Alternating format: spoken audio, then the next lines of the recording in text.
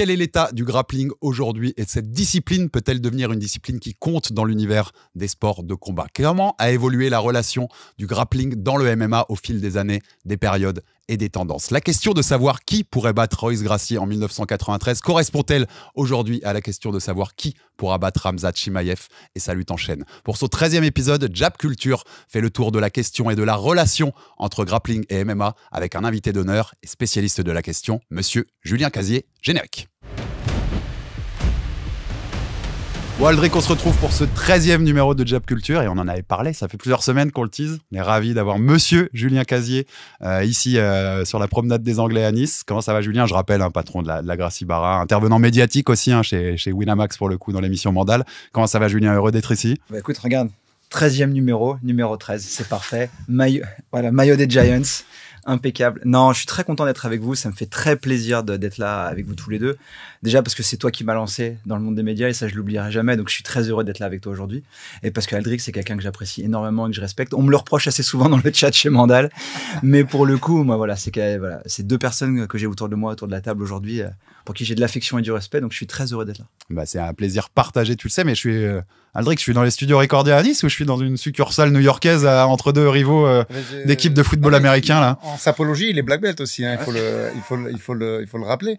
Mais en plus, je crois que c'était ton prof de jiu-jitsu à une époque. Pour mes 4 cours de jiu-jitsu. On va remettre les choses dans le contexte. Non, mais en plus, moi, Julien, c'est quelqu'un que j'apprécie et c'est rare que je confie des coins du boxing squad à quelqu'un et lui, il a déjà tenu le coin du boxing. Donc voilà, je pense qu'il y a que lui à qui je l'ai confié, qui est pas directement qui vient pas directement de la famille, tu vois. Donc voilà, ça prouve la confiance que j'ai en lui et en ses qualités aussi. Ouais, gros signe de confiance, c'est clair.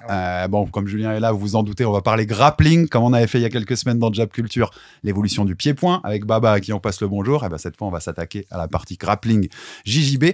D'abord, un petit coup d'info, les gars, parce qu'au moment où on enregistre, on est mercredi, on cache rien à nos auditeurs de Jab Life. C'est tombé cette nuit. Régnier de Reader contre Fluffy Anthony Hernandez. Ce sera un événement sur lequel tu auras un œil particulier. Aldric, tu seras là-bas, 18 octobre, Vancouver. On rappelle, c'est aussi le retour de Manon Fiorot contre Jasmine Jasudavicius. Et donc, le main event de Reader Fluffy. On a aussi vu dans la nuit Dana White faire une vidéo où il parle de ce combat. Il parle de Nassourdine contre Caillou en disant après tout ça, on aura un nouveau challenger pour Khamzat.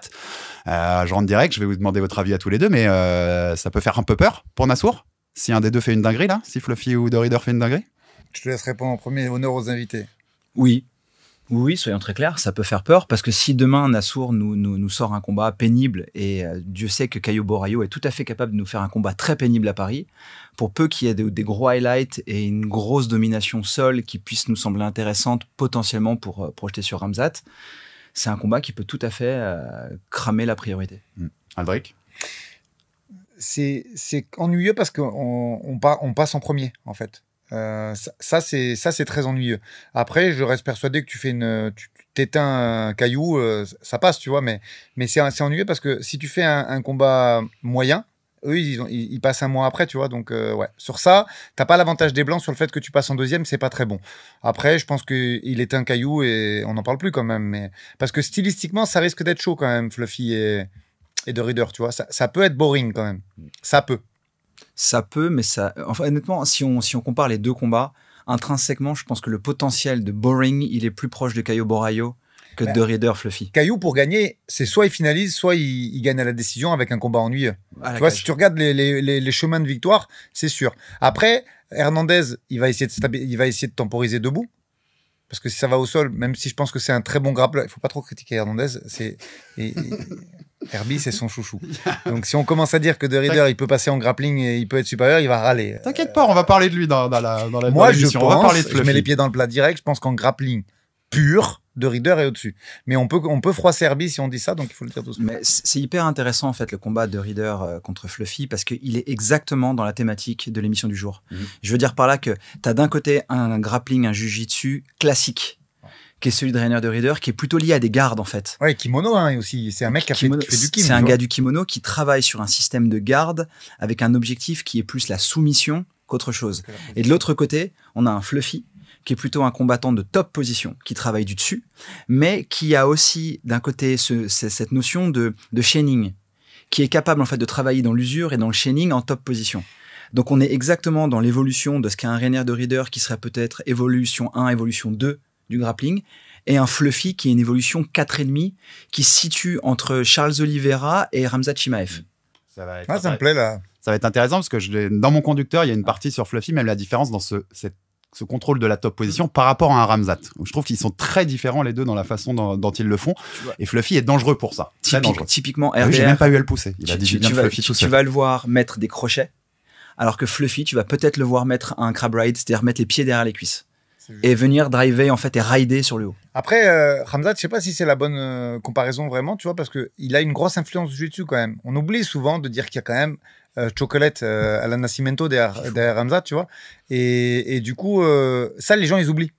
Pour lui, c'est, tu sais, ils associent, c'est le Caucase, donc c'est un lutteur. Mais les gars, je me demande s'il a pas fait plus de BJJ que de lutte dans sa vie.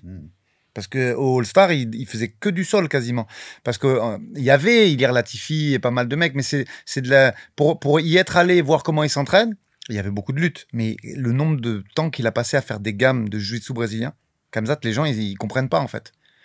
Il y a un très gros travail. Et d'ailleurs c'est pas pour rien qu'il est toujours dans son coin.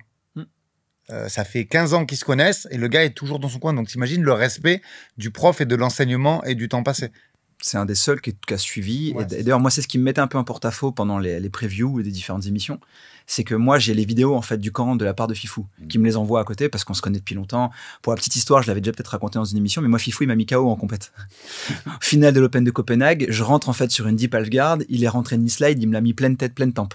Allez. Et j'ai une très belle vidéo de moi, bouche ouverte, KO par Fifou. Et on se connaît depuis 15 ans, on a enchaîné, en fait, on était dans la même catégorie, on a enchaîné les combats ensemble, donc on a une certaine proximité tous les deux. Et il m'a envoyé beaucoup de vidéos, en fait, du camp. Et oui, en fait, la relation, la proximité entre Alan Nascimento et justement Khamzat, elle est très, très forte. Et ça explique aussi peut-être son travail de grappling. Et là où je voyais moi par contre une similitude avec avec Fluffy, c'était dans ce que vous avez évoqué dans le dernier podcast, c'est le chest to chest, chest to back. Oui, la capacité à venir contrôler en fait thorax sur thorax, thorax sur dos et coller pour venir justement chaîner. Après je veux pas tout ramener au Brésil parce que il y a la lutte et ces mouvements du sambo, ils ont fait évoluer le MMA, tu vois, notamment sur les crochetages. Mais moi, je me rappelle de Recife et de Gracie Barra. Alors, ils disaient pas chest-chest, ils disaient couche-tel là ou couche-tel, mais c'était pareil. Il y avait déjà, je veux dire, c'est déjà des trucs côte contre côte, poitrine contre poitrine. C'est déjà des trucs qui viennent du jiu-jitsu milieu d'époque, j'ai envie de te dire, année, je sais pas, je dirais 2008, 2005, tu vois. Il y avait déjà des basiques comme ça très importants, notamment sur le nogi. Après, ça a été dérivé. Les Russes, ils ont amené autre chose. Notamment ce qu'ils disaient, tu vois, le travail d'anticipation pour pas que tu te relèves, plutôt que d'aller mettre un crochet et laisser une place au scramble, aux roulades, tu vois, on pourrait développer, sans disant, il y a plein de systèmes qui sont mis autour. Eux, ils t'empêchent de lever la jambe pour refaire face, en fait, tu vois. C'est un jeu un peu différent, mais les deux se font, et je trouve que la force de Khamzat, c'est qu'il mixe ces deux mondes différents un peu, tu vois, l'anti-scramble et le jiu-jitsu, il fait les deux, lui. Il arrive à te mêler tout ça ensemble. Ouais. Non, mais ça va être intéressant. Des fois, il va peser pour fatiguer, des fois, il va mettre le crochet.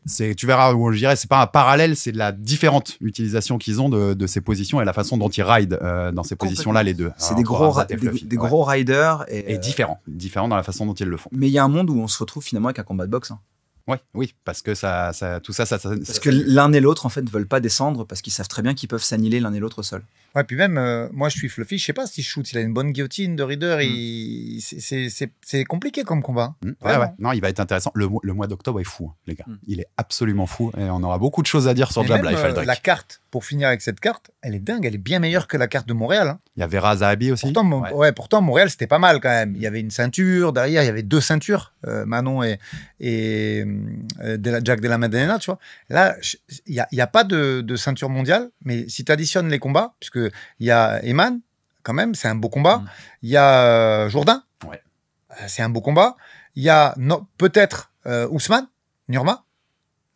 Pas mal la carte. Ouais, elle est très très bien. Tu vois, en plus de Manon et tout, c'est une carte très sympathique qu'ils ont fait là. Ouais, et puis le main event, il a beaucoup d'enjeux. Enfin, il y a beaucoup de mecs attendent ces deux-là, donc très belle carte. Après, le main event, il peut aussi ne pas avoir d'enjeu. Tu fais KO1 ou KO2 sur Caillou, ils peuvent faire ce qu'ils veulent derrière. Je pense que Nassourdine, il a son shot.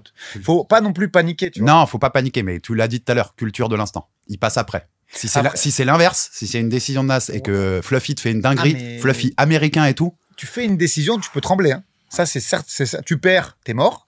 Et tu fais une décision, tu peux trembler. Après, pour avoir échangé pas mal, tu sais, j'ai passé la Fight Week, moi, avec Younes, puisque j'entraîne Ilian, mais je le manage pas. C'est Younes. Il a l'air insolite sur ça. J'ai confiance aussi. Même la façon dont il communique, tu sens qu'il... En fait, ce qu'il faut, c'est pas paniquer. Voilà. Tu sens qu'aussi, il a pas des garanties, mais voilà, ils ont parlé avec l'UFC de tout ça quand il a pris. Après, il le sait. Culture de l'instant, elle est aussi du côté de l'UFC. T'as beau parler avec eux, s'il se passe une dinguerie, t'es mort. Et il est américain. Tu sais que c'est pas un détail, on en parle souvent. Fluffy, il est américain. S'il te fait une dinguerie. En fait. Après, il y a peut-être un monde où les deux vainqueurs s'affrontent en vrai, hein, parce que Khamzat veut pas combattre tout de suite ou je sais pas, tu vois, et que les deux vainqueurs s'affrontent. Mais j'aime bien le parallèle entre ces deux cartes, parce que ces deux cartes, elles ont été construites en fait comme ça. Paris, c'est une carte qui pourrait tout à fait demain. Tu lui rajoutes un title shot ou X, tu la mets en numéroté, elle passe. Vancouver, tu la mets sur un petit numéroté, ça passe. Donc en fait, ils ont chargé deux cartes volontairement pour pouvoir avoir un très gros résultat derrière et continuer à faire monter en puissance Khamzat sur le prochain combat. Ouais, donc c'est très très bien construit. Il n'y a pas à dire, hein, on l'a dit, mais la catégorie 84, c'est le feu. Quoi. En ce moment, c'est très très très. Elle est absolument dingue cette caté. Ouais. Et c'est la prochaine qu'on fera dans nos épisodes Matchmaker, Aldric Talk. Tu vois. Pour une fois, on aura une caté qui ne sera pas rincée par rapport aux deux premières. Moi, je me suis régalé sur celle des Light Heavy. Hein. Ouais, mais en plus, tu vois, ça donne du... Moi, j'avais pas fait le travail puisque égoïstement, je me focus beaucoup sur les KT de gars que je manage ou que j'entraîne, tu vois. Et du coup, elle donne de l'espoir, tu vois. Autant en polo, il y en a pas beaucoup, bien que il y a un petit gars qui est sorti au Dana White Contender Series hier soir, moi, qui m'a bien plu. J'ai vu ta réaction. Écoute, mais on y reviendra. Quand on aura fait le tour, on reviendra au poids lourd dans quelques mois. Les gars, on rentre dans notre gros thème du jour, le grappling et le MMA, l'évolution de l'histoire d'amour entre les deux, parce que c'est plus qu'une histoire d'amour. D'avoir un petit rappel de clarté pour tous nos auditeurs, Julien. On profite de ta présence pour ça. C'est quoi le grappling ? C'est quoi la différence avec le JJB, le jiu-jitsu brésilien? En quelques mots, est-ce que tu peux nous expliquer ça pour ceux qui n'ont pas la réponse ou en tout cas qu'elle est pas claire dans leur tête? C'est marrant parce qu'en fait, la première émission qu'on avait faite tous les deux à l'époque, c'était un débrief de la DCC sur une surdomination de Gordon Ryan à l'époque. Et c'était la première question que tu m'avais posée. C'est quoi le grappling? Et en fait, il faut bien comprendre que le jiu-jitsu brésilien, au même titre que la lutte à livrer, au même titre que la lutte et plein d'autres disciplines, font partie du grappling. Le grappling, en fait, c'est un ensemble, une sorte de masse qui comprend toutes les disciplines de préhension qui ont une vocation à aller au sol. Tout simplement. Donc, le jiu-jitsu brésilien en est une partie très prenante et très exprimée, mais comme d'autres disciplines à côté, et selon les différentes phases de l'histoire, et on va les évoquer aujourd'hui, elles vont prendre plus ou moins d'importance. Il y a si vous regardez bien à l'ADCC, on parlera à l'Abu Dhabi Combat Club des années 2000, les phases de lutte ont recommencé à prendre en fait une primeur dessus. Petit à petit, l'arrivée des grands pédagogues, et ça je l'évoquerai, a fait que l'arrivée des clés de jambes est repartie sur le travail de jiu-jitsu. Et demain, il y a un monde où on recommence à un système lutte à livrer, clé de talon, guillotine. Donc finalement, dans cet ensemble qui est mouvant et qui est en permanence en évolution, eh ben, le grappling regroupe toutes ces disciplines. L'évolution va être très intéressante sur ça parce que c'est vraiment des phases techniques en fait où certaines parties prennent le pas dessus. Comment tu découvres ces disciplines-là? À quel moment tu les découvres? Est-ce que tu as une anecdote là-dessus? Totalement par hasard. Moi, je l'explique souvent. Il y a beaucoup de mes camarades de ma génération qui vont t'expliquer qu'ils ont vu la première cassette du Pride ou de l'UFC, que derrière ça, ils sont tombés amoureux. Moi, pas du tout en fait. J'étais étudiant, j'étais un peu en avance dans mes études. J'avais beaucoup de temps à tuer et beaucoup de stress et de pression à évacuer et j'attendais le bus. J'étais à Choisy-le-Roi entre justement mon école qui était à Liberté et mon boulot et je suis tombé en fait sur un club qui proposait du jiu-jitsu brésilien. Le club était en face de l'arrêt de bus? Le club était en face de l'arrêt de bus et je vois jiu-jitsu brésilien. Je venais de louper le bus pour la 150e fois de l'année et je fais je vais aller voir ce que c'est. Je savais pas à quoi m'attendre. Mais vraiment pas à quoi m'attendre. Et pour la petite histoire, j'avais voulu redémarrer un peu de judo 2 semaines plus tôt dans un club et je m'étais fait jeter en l'air. Le gars m'avait répondu texto, t'as pas fait de judo quand t'étais petit, t'y arriveras jamais, oublie, va faire autre chose. Et là, j'arrive, je rentre, et en fait, c'était une Gracie Barra qui était tenue à l'époque par Aziz Chirigui, même s'il n'y venait pas. Et je lui jette pas la pierre parce qu'il y a plein de raisons pour ça. Mais du coup, j'ai été accueilli à l'époque par Fauzi, Feu Fauzi, malheureusement, qui est décédé depuis, et qui m'a dit « Bienvenue ». Différence d'approche, direct. Et du coup, moi, je me suis dit « Attends, j'ai jamais pratiqué, mais là, on me jette pas dehors ». Et on me dit « Viens faire un cours d'essai, bienvenue, tu vas voir, c'est fun ». Et moi, en fait, ça a commencé comme ça. Et tu tombes amoureux direct? Pas directement. Au départ, c'est l'ambiance en fait et le groupe dont je suis tombé amoureux. C'est-à-dire que je me suis senti bien avec des gars. Je me suis fait ça, c'est cool ici, on veut bien que je m'entraîne. Je peux me vider la tête, je transpire beaucoup. Je suis fatigué quand je sors, j'ai exactement besoin de ça. Et puis petit à petit, j'ai commencé à découvrir que j'avais des prédispositions naturelles, que ça commençait à bien se passer. Et puis j'ai rencontré mon premier prof qui était Lagarto, qui a été suivi par Ratinho, de la Gracie Barra justement. Et puis au bout de quelques temps, qui me dit viens, on va faire les championnats d'Europe, viens, on part au Brésil. Et en fait tout s'est enchaîné comme ça. Et moi j'étais jeune, j'avais 22 ans, c'était quoi 2003. J'avais 22-23 ans, j'avais une pratique du sport très réduite. Et du coup on commence à me faire confiance, à me dire viens avec nous. Et en fait toute l'histoire elle a commencé comme ça. Et je me suis retrouvé au Brésil 2 ans plus tard à m'installer là-bas. Aldric, je t'avais déjà demandé comment tu as découvert toutes les disciplines, mais il vient d'évoquer le Brésil, auquel il se retrouve 2 ans plus tard. Je sais que tu as une grosse histoire aussi avec ce pays-là. Même année. Moi, j'y suis allé en 2005 aussi. Moi, c'était Recife, mais on y est allé en même temps. Moi, j'ai le cliché DVD. Hein. C'est clairement pour faire, à l'époque, de l'UFC, puisque j'étais dans ce cliché-là, moi aussi, que je me rapproche du sol. Parce qu'en fait, en France, à cette époque-là, je te parle de début 2000, là, carrément. Il n'y a rien. Il y a rien du tout. Il y a des clubs de Kempo qui font un truc un peu Kempo, Pankido, qui sont un peu assimilés à du MMA. Et du coup, je me rends compte que c'est très limité, moi, au sol. Les gens qui étaient là, respect à eux, hein, les anciens, les Lombardo et compagnie, mais c'était quand même très limité au sol. Donc moi, je me renseigne un peu et je me rends compte qu'il y a peu de pratiquants. Tu vois, par exemple, nous, à Nice, il y a Jerry, Jean-Robert Monnier, qui s'entraînait un peu avec le coach de Benoît Saint-Denis, d'ailleurs, également. Et il y avait un Brésilien qui est connu aujourd'hui à Nice, qui fait beaucoup de compétitions, qui s'appelle Cristiano Rodriguez, qui était ceinture bleue. Et donc, tu vois, t'imagines, on est loin, on est début 2000, je crois que c'est 2002. Et en dehors de ça, il y a un garçon qui revient des États-Unis, qui s'entraîne chez David Giorsetti, qui s'appelle Michel Salvadori. Et là, par contre, je tombe amoureux de tout. Mais Michel, il est un peu fucké dans ses réponses et tout, mais il est très bizarre, tu vois. Et c'est déjà une black belt, lui. Et non, il est ceinture marron à cette époque. Il l'a eu en 2004 ou en 2005, la black belt. Et en fait, je tombe amoureux de sa façon parce que c'est déjà un créateur de système. Et en cette époque-là, il y a pas, hein, il y a personne qui fait des systèmes. Hein. Et Michel, il a déjà ce raisonnement d'ingénieur, mais qu'a beaucoup Julien aussi. Souvent, c'est les mecs qui font de l'ingénierie qui sont capables de monter un peu des systèmes. Ils ont pas c'est bien la répétition. Alors, on va pas trop rentrer dans le détail, mais moi, j'aime pas les choses qui se font de façon instinctive. Ça me va pas et je trouve que ça va pas avec le sol. Si tu réagis comme un animal avec ton cortex reptilien, tu rentres dans des pièges, tu vois. Et il faut être capable de réfléchir. Et les mecs qui ont fait évoluer le sport, les créateurs de systèmes, c'est souvent des mecs comme Julien, comme Michel, qui sont ingénieurs à la base, comme Cavana aussi, hein, qui est aussi ingénieur. Et tous ces mecs, tu vois, ils ont une méthodologie de travail et c'est eux qui ont fait vraiment avancer ce sport. Ça vient de la tête. Ben, bien sûr que ça vient de la tête. La boxe, c'est instinctif. Tu peux, ça va vite aussi. T'as pas le temps de te poser. Donc la boxe, c'est de la répétition pure et tu peux laisser ton instinct agir. Là, ça va pas. S'il y a pas, il faut de la répétition. Tu vois, ce matin, quand Julien est arrivé à la salle, on sortait d'1 heure de drill avec Kevin Jousset. Donc ça, moi, j'en veux de la répète, mais de la répète programmée. Si tu laisses ton instinct faire, ça marche plus au bout d'un moment. Ça marche au début, tu vois. Et c'est Michel qui a vraiment beaucoup changé le truc. Et je te fais juste un petit intermède parce que moi, je tombe amoureux vite de ça et je rencontre Midou quelques mois après qui me dit lâche ça sert à rien, fais de la lutte. Et je suis en deuil, moi, dans mon truc, parce que j'aime la pratique, j'aime le gi. Tu vois, en plus, moi, dans mes kiffs, c'est José Pelelandi, tous les mecs de la shoot box. Et sur le shoot box, tu vois, il y avait le maillot, il y avait marqué Muay Thai. On en a parlé assez avec Baba, mais en dessous, il y avait marqué quand même Brazilian Jiu-Jitsu. Ils avaient les deux. Moi, je kiffe ça. Et Midou, il me dit, lâche, t'entraînes pas 6 fois par semaine dans le Jiu-Jitsu, mixe avec la lutte. Et je suis absolument en deuil, parce que je vais lutter, mais c'est moins ludique, ça fait mal, je tombe sur la tête, je me fais monter en l'air. Il n'y a pas ce chemin d'apprentissage, c'est très instinctif. En vrai, il a raison. Bien sûr qu'il a raison. Ouais. Mais tu vois, je rejoins un peu Julien. La lutte et le judo, si tu démarres tard, et moi pourtant j'avais 20 balais, tu vois, mais c'est enfant qu'il faut démarrer, sinon c'est long. Puis tu te fais mal et ton corps il est pas fait pour ça. Et il y a beaucoup d'apprentissage et il y a 3-4 années où en fait il y a zéro fun. Alors qu'en jiu-jitsu brésilien, au bout de 2 semaines, tu t'amuses. Tu prends plaisir à ce que tu fais, tu vois. Et la lutte, c'est ingrat. Et du coup, cette histoire d'amour avec le jiu-jitsu, elle se bloque un petit peu parce que Midou me dit stop. Tu fais 2-3 fois par semaine, ça suffit, va lutter. Et ça démarre comme ça. On va rentrer sur l'évolution des systèmes aussi, parce que ça va être le cœur de notre émission.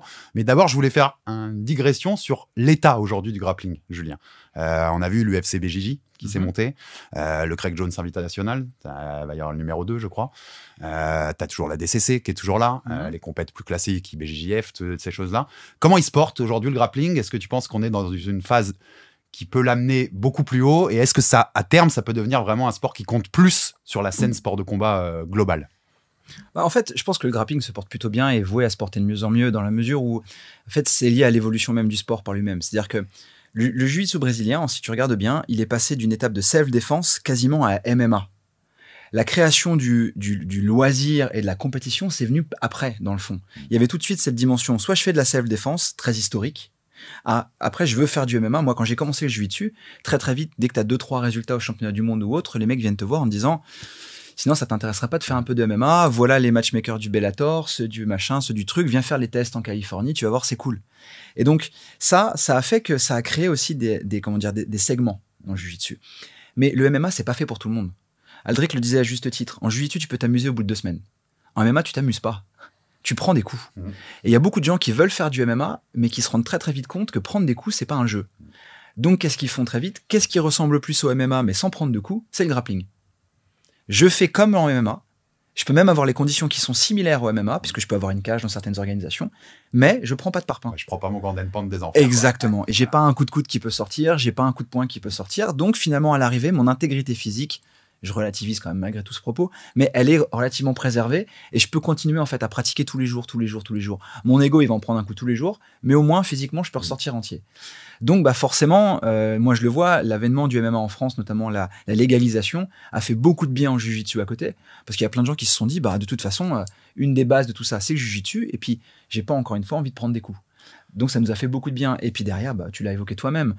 La DCC, le CGI, l'UFC BJJ, on pourra en parler en long, en large et en travers, mais finalement, plus tu as d'organisation aujourd'hui, plus nous, on trouve que ça appauvrit les catégories, mais en même temps, plus ça les popularise aussi. Donc plus il y a de gens potentiellement qui vont sortir, et finalement, là où un Andrew Tackett, il est passé quasiment inaperçu à part son highlight au CGI l'année dernière contre Ryotolo, c'est une star maintenant de l'UFC BJJ à côté. Donc, l'un dans l'autre, c'est voué à se développer de plus en plus. Mais ça peut briser quand même un plafond de verre au niveau mainstream où c'est trop compliqué techniquement. C'est-à-dire que la facilité aussi du MMA, c'est que tu vois les phases de grappling, mais à un moment, comme tu dis, il y a un coup de coude qui sort. Et les mecs comprennent. Ok, là, lui, il est en train de se faire marbrer. Et tu vois, est-ce que cette difficulté technique, elle lui met un plafond de verre à cette discipline? Je pense qu'en fait, la lecture du jiu-jitsu classique, je ne veux pas dire traditionnel, mais classique, tel qu'on le représente à l'IBJJF, est difficile à lire pour le fan lambda. Parce qu'il y a beaucoup de règles qui sont incompréhensibles pour la majorité des gens. Moi-même, je passe des heures à expliquer à mes élèves le système de règles, à quel moment je peux croiser la jambe, à quel moment. C'est illisible pour les gens lambda. Le système qui est en train de m'être mis en place petit à petit par l'ADCC, le CGI et maintenant l'UFC BJJ, c'est beaucoup plus lisible. Beaucoup plus clair, la piscine, le pit qui est mis en place, il est beaucoup plus lisible. Moi, je sais que j'emmène régulièrement madame, par exemple, à la DXC. Et la DXC, malgré tout, la cage empêche la lecture complète du grappling. Là, le système de piscine qui est mis en place via le PIT ou via les UFC BJJ est très lisible et très télégénique aussi. Et je pense qu'il y a aussi des acteurs qui font beaucoup de bien en sport. C'est une discussion que j'avais eue avec Luc Rousseau justement sur ça, mais un gars comme Andrew Tackett, encore une fois je le cite, mais il fait beaucoup de bien en sport. Les frères Ryotolo font beaucoup de bien en sport parce que les scrambles qu'ils mettent en place sont très spectaculaires. Et donc, on garde en fait les grands fondamentaux, mais on a un jiu-jitsu qui a évolué aussi, d'un jiu-jitsu classique, et on y viendra, qui était très combat, soumission, garde, à un jiu-jitsu maintenant plus évolutif, qui est plutôt position, contrôle, et ensuite soumission.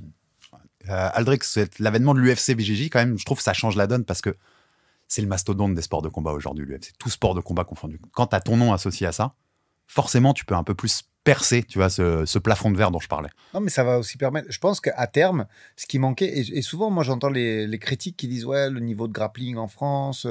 Mais attendez, les gars, il laissait le temps au temps. C'est-à-dire que là, aujourd'hui, il y a 3 équipes pro en France. J'extrapole en MMA, mais je vois pas beaucoup de structures vraiment avec un coach qui fait ça à plein temps, des moyens, des ressources, plusieurs profs autour de ça dans un projet.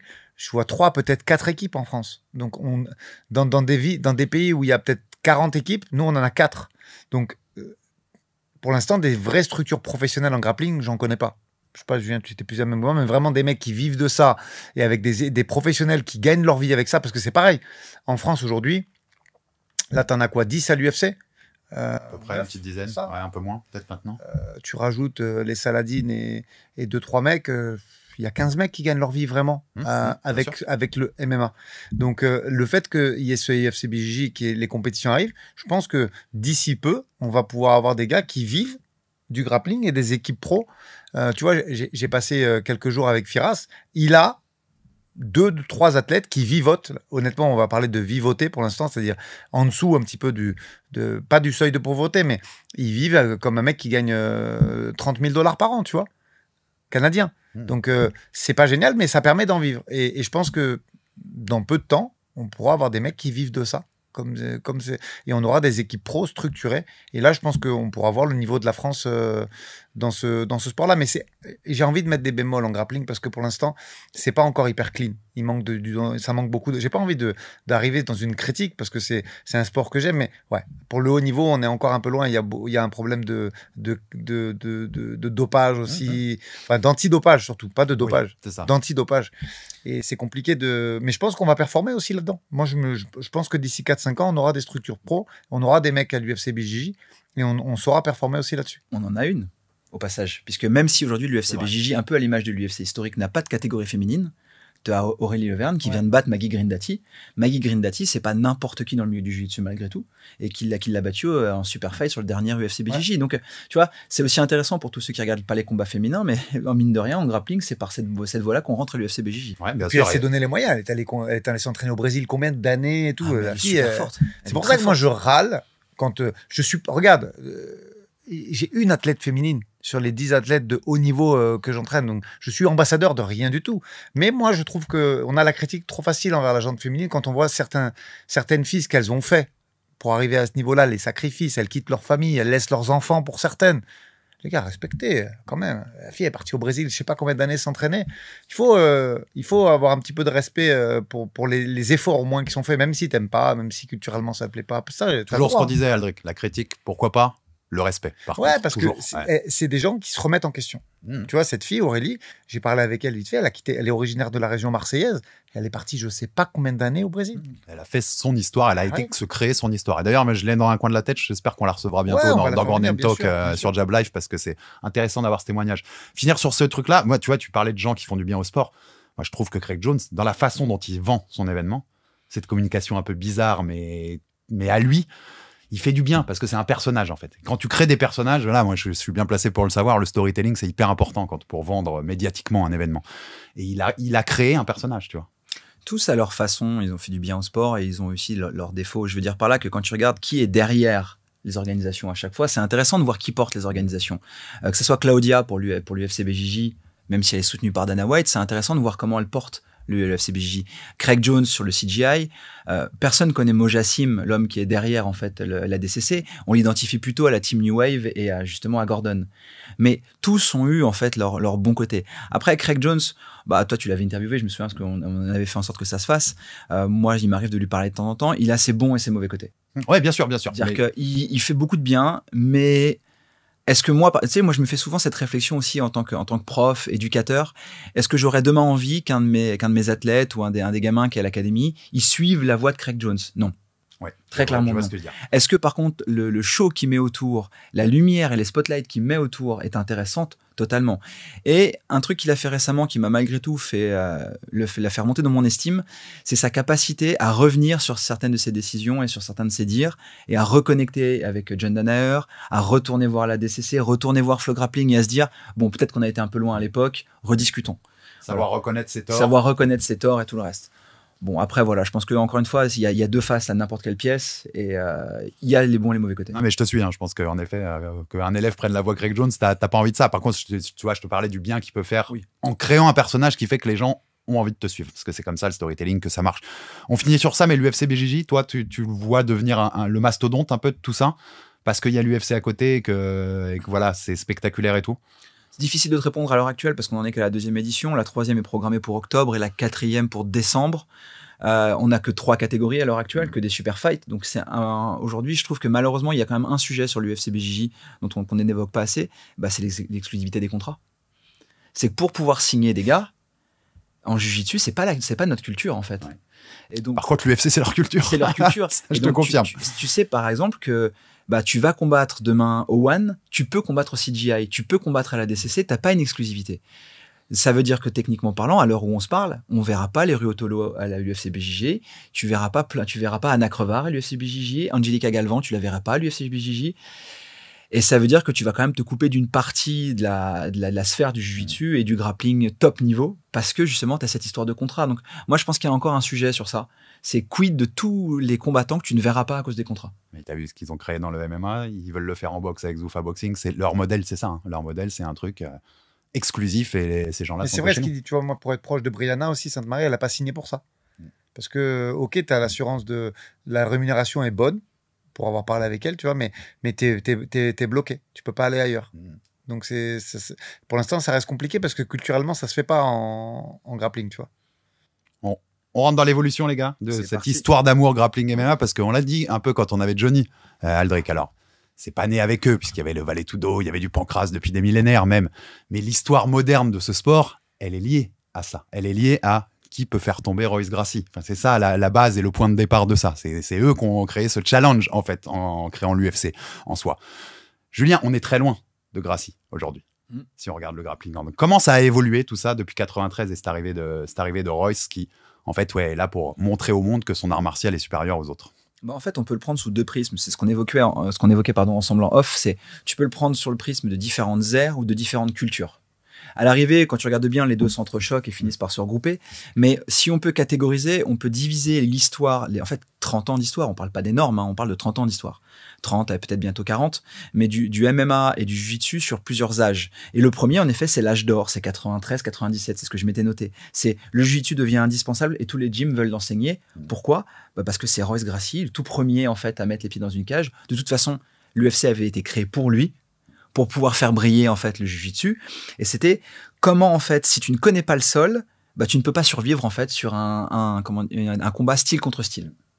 Tout avait été programmé pour ça. Donc c'est vraiment l'âge d'or du jiu-jitsu, un jiu-jitsu très classique. Le striking de Roy, c'était ce qu'il est. On avait eu l'occasion de l'interviewer, c'était assez particulier. Mais par contre, l'efficacité au sol dans les transitions était reconnue et la soumission, garde, soumission, tout ce que nous on nous a enseigné quand on a commencé. Donc ça, c'est la première structure. Très très vite, tu arrives sur la fin des années 90, début des années 2000, avec ce que moi j'ai appelé l'ère des cross-trainers. C'est-à-dire la réponse, culturellement parlant, la réponse de la lutte américaine. Tu vois, les Américains commencent à se dire, mais ça suffit ces bêtises. Et on va envoyer des Mark Coleman, des Mark Kerr, tu vas envoyer des Hughes, en fait, qui sont des lutteurs. Ouais, parce que, ça va te couper, mais il s'était cassé le dos dessus au tout début. Puisque Dan Severn à l'UFC 4, il arrive, il est battu par Royce. Il est battu. Totalement, parce qu'il n'avait pas cette notion de la soumission.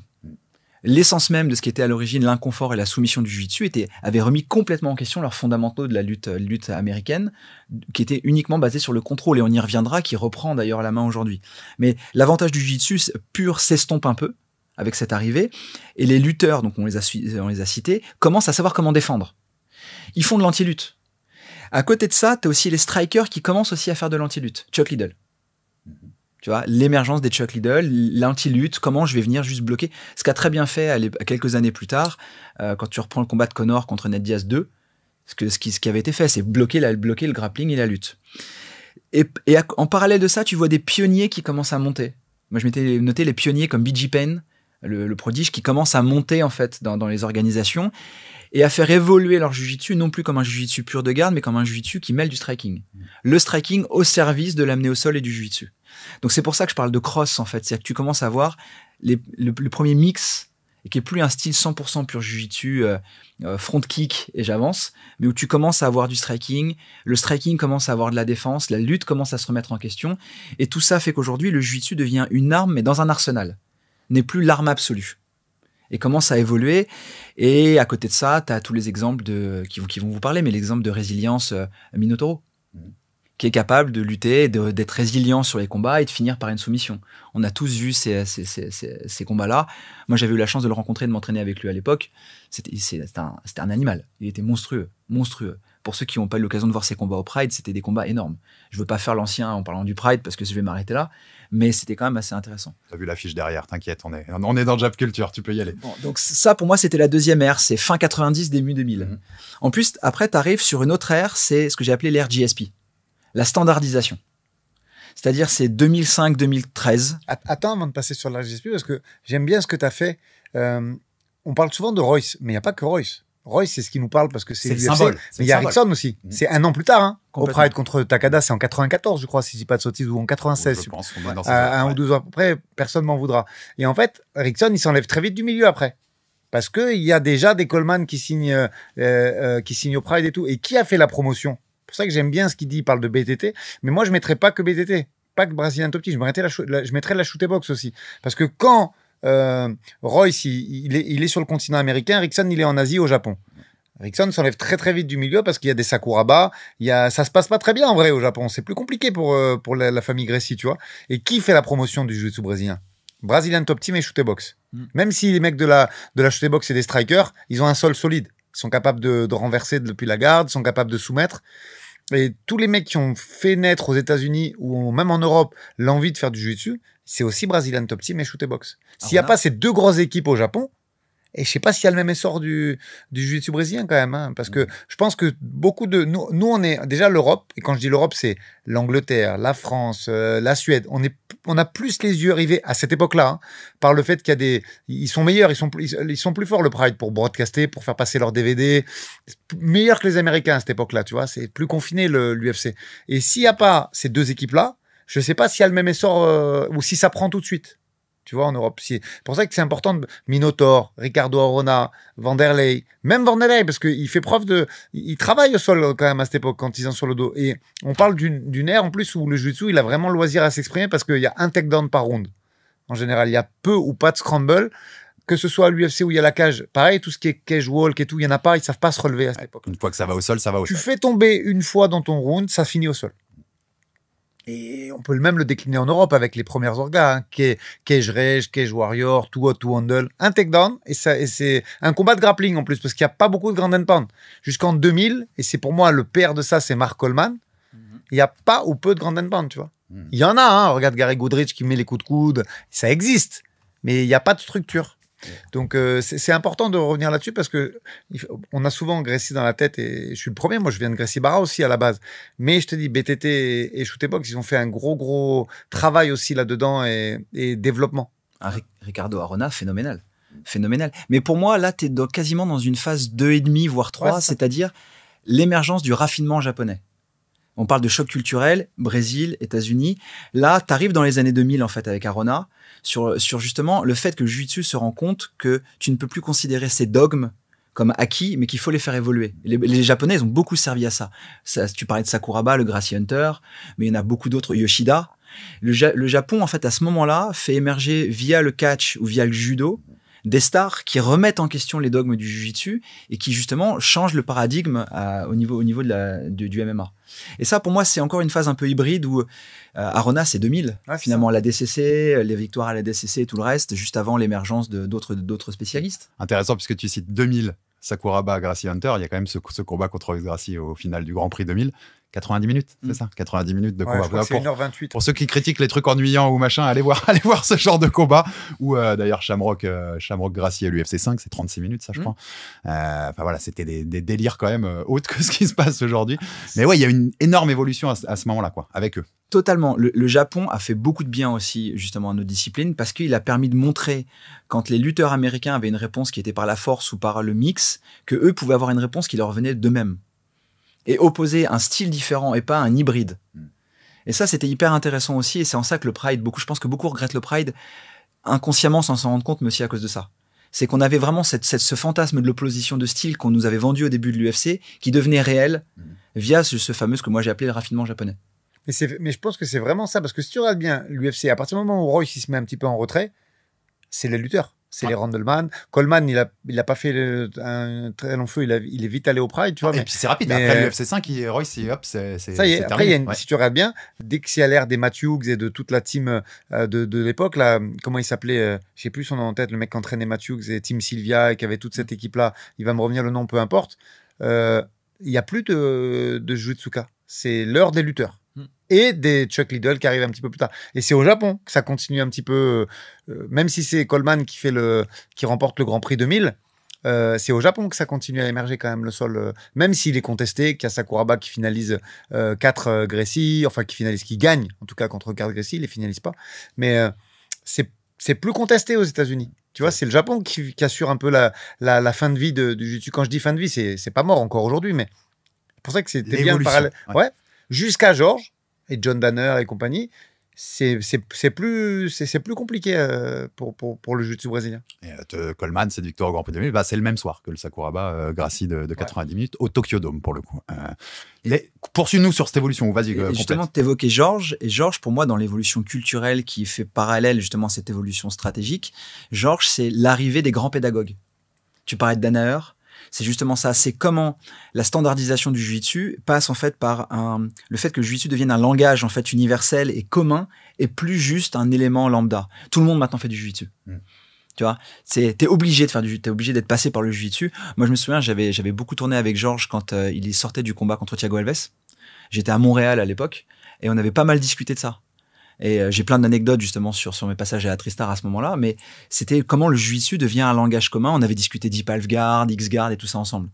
Et pour le coup, tu vois que quelqu'un comme Georges, en fait, le champion moderne, mais même John Jones par la suite, ils intègrent le jiu-jitsu, mais le jiu-jitsu n'est pas leur arme prioritaire. Elle fait partie d'un ensemble. Moi, c'est marrant parce que en écrivant ça et en travaillant sur l'émission, je me rappelais ce que je dis souvent à certains athlètes que j'entraîne. Je t'entraîne pour une discipline dont j'espère que tu ne te serviras pas. Voilà. Mon objectif, en fait, c'est de former des gens pour faire en sorte que finalement, j'espère qu'à l'arrivée, ils ne se serviront jamais de ce que je leur enseigne. Donc, c'est un peu ça. C'est-à-dire que c'est un outil. Tu sais que tu vas enseigner un outil, mais c'est pas forcément la clé de victoire que tu vas utiliser. Et l'ère de Georges et de la standardisation, c'est ça. On rentre dans le rang et les grands pédagogues que sont les Danaher et autres à côté viennent nous apporter les éléments qui vont nous permettre de mieux comprendre les systèmes et de mieux pouvoir intégrer tout ça dans une globalité et plus penser nous en tunnel vision pure et ne penser qu'à nous. C'est l'avènement du système aussi global. Ce qui était notre cas avant, on avait tendance à être un peu omnibulé et nombriliste et à considérer que le jiu-jitsu était une fin en soi, alors qu'en fait, ça l'est pas. Et à suite de ça, donc ça c'est 2005-2013, à peu près comme ça que j'ai classifié ça. Et 2014-2020... 2013, c'est la fin de la carrière de JSP, même s'il revient 4 ans plus tard pour Bisping, mais c'est la fin de sa carrière. Et je me suis mis la résurgence des spécialistes. Pourquoi ? Parce que tu revois des spécialistes du jiu-jitsu apparaître, avec des succès qui sont plus ou moins marqués, mais tu vois Damian Maia, avec un retour brutal du jiu-jitsu pur, avec ses succès et ses défaites, mais qui lui permet quand même de s'installer dans le top 10. Et il a quand même quelques jolis rear neck choke sur pas mal de gars de la KT. Ouais, joli. Je veux juste condenser un peu. Maia, d'accord, mais parce qu'il avait des systèmes de prise de dos. Exactement. Tu vois, il n'est pas arrivé à dropper une garde et faire des dingueries. Il arrive avec une gréco quand même assez solide et il est capable de prendre le dos depuis la cage. Et c'est ça qui fait beaucoup son succès aussi. À un moment où il y a des gros systèmes de cage control, lui, il arrive et il change, il fait pas de la lutte, lui. Lui, il essaie pas de te take down. Et tout le monde a à peu près une réponse sur single et double, même ceinture. Et lui, il arrive, il veut pas faire ça. Lui, il veut que prendre le dos. Et je pense qu'une partie de son succès, alors bien sûr qu'après, ça reste du jiu-jitsu dès que t'as pris le dos. Mais s'il a pas cette grosse gréco, d'ailleurs, regarde, pour moi, Jacare, il est, après, on va pas dire plus fort, aussi fort. On va dire juste aussi fort. Et il a moins de succès. Complètement. Parce que ça manque, il arrive avec une lutte, Jacare. Il fait la baiana, comme ils disent au Brésil, et ça marche moins aux États-Unis à ce moment-là. L'autre, il arrive avec un scénario de prise de dos qui est systématisé, et il a du succès là-dessus. En fait, ça va avec ce qu'on dit, c'est-à-dire qu'il réussit à s'est intégré dans un jeu global qui lui permet d'aller vers où il veut aller pour ensuite faire parler le Jiu-Jitsuka. Exactement, c'est ce que je m'étais noté. Le Jiu-Jitsu redevient spectaculaire, mais dans un package MMA. Il reste intégré au MMA. Jacare, moi, pour l'avoir vu combattre sur ses combats en finale contre Roger et autres, ça a toujours été un combattant de judo, finalement debout, avec un gros hip throw. Et finalement, il arrive quasiment à contre-temps dans l'ère du MMA. Il est en retard, malheureusement, sur l'évolution du MMA. Et c'est ça qui est dommage, c'est que je pense que ça aurait été un combattant qui, quelques années plus tôt, aurait fait un carnage. Mais au même titre que Bouchécha, on en parlera aujourd'hui, arrive à contre-temps. Lui, il est arrivé à contre-temps dans ses différentes aires. Mais je parlais de Maia, mais je parlais aussi de Charles Oliveira. Ouais, Charles, j'allais te le citer. Charles Oliveira, c'est totalement ça. Il incarne cette nouvelle vague d'un jiu-jitsu offensif qui peut travailler sur un striking au service de son jiu-jitsu et qui peut travailler en top comme en bottom position. Il n'est pas limité et limitant dans son jiu-jitsu, il l'intègre globalement. Et là, je rejoins Aldric sur l'aspect shoot et box et autres. Dans une moindre mesure, puisque comme ça je te fais une passe D pour la fin, mais Ortega a aussi un peu fait ça. On voit un peu Ortega et le faire évoluer. Et pour moi, en fait, la dernière ère, il y a 2 ères qui arrivent aujourd'hui, mais la dernière, c'est celle qu'on vit aujourd'hui. C'est en fait l'ère du grappling total. C'est 2020 aujourd'hui. C'est Khabib, Islam, qui impose une lutte sambo, mais avec un contrôle positionnel et surtout des menaces de soumission.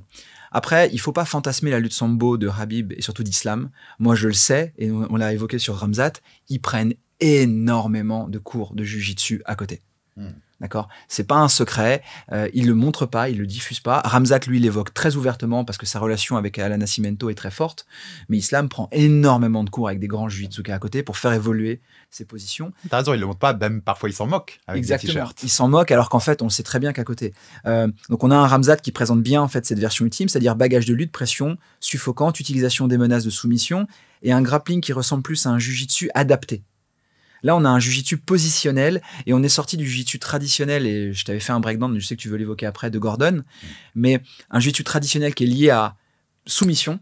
Et là, on est sur un jiu-jitsu contrôle, position. Et après, grand endpoint, soumission ou rien, on déterminera. Mais qu'un jiu-jitsu de contrôle. Mais c'est important de dire ça parce qu'ils sont allés à Abu Dhabi, beaucoup, la team Islam et tout, pour ça. Hein. On le dit pas. Après, moi, j'ai failli bosser à l'époque pour... les patrons, ceux qui, mince, j'ai plus le nom, mais il va me revenir, ceux qui font l'UA Warrior et qui développent le jiu-jitsu là-bas.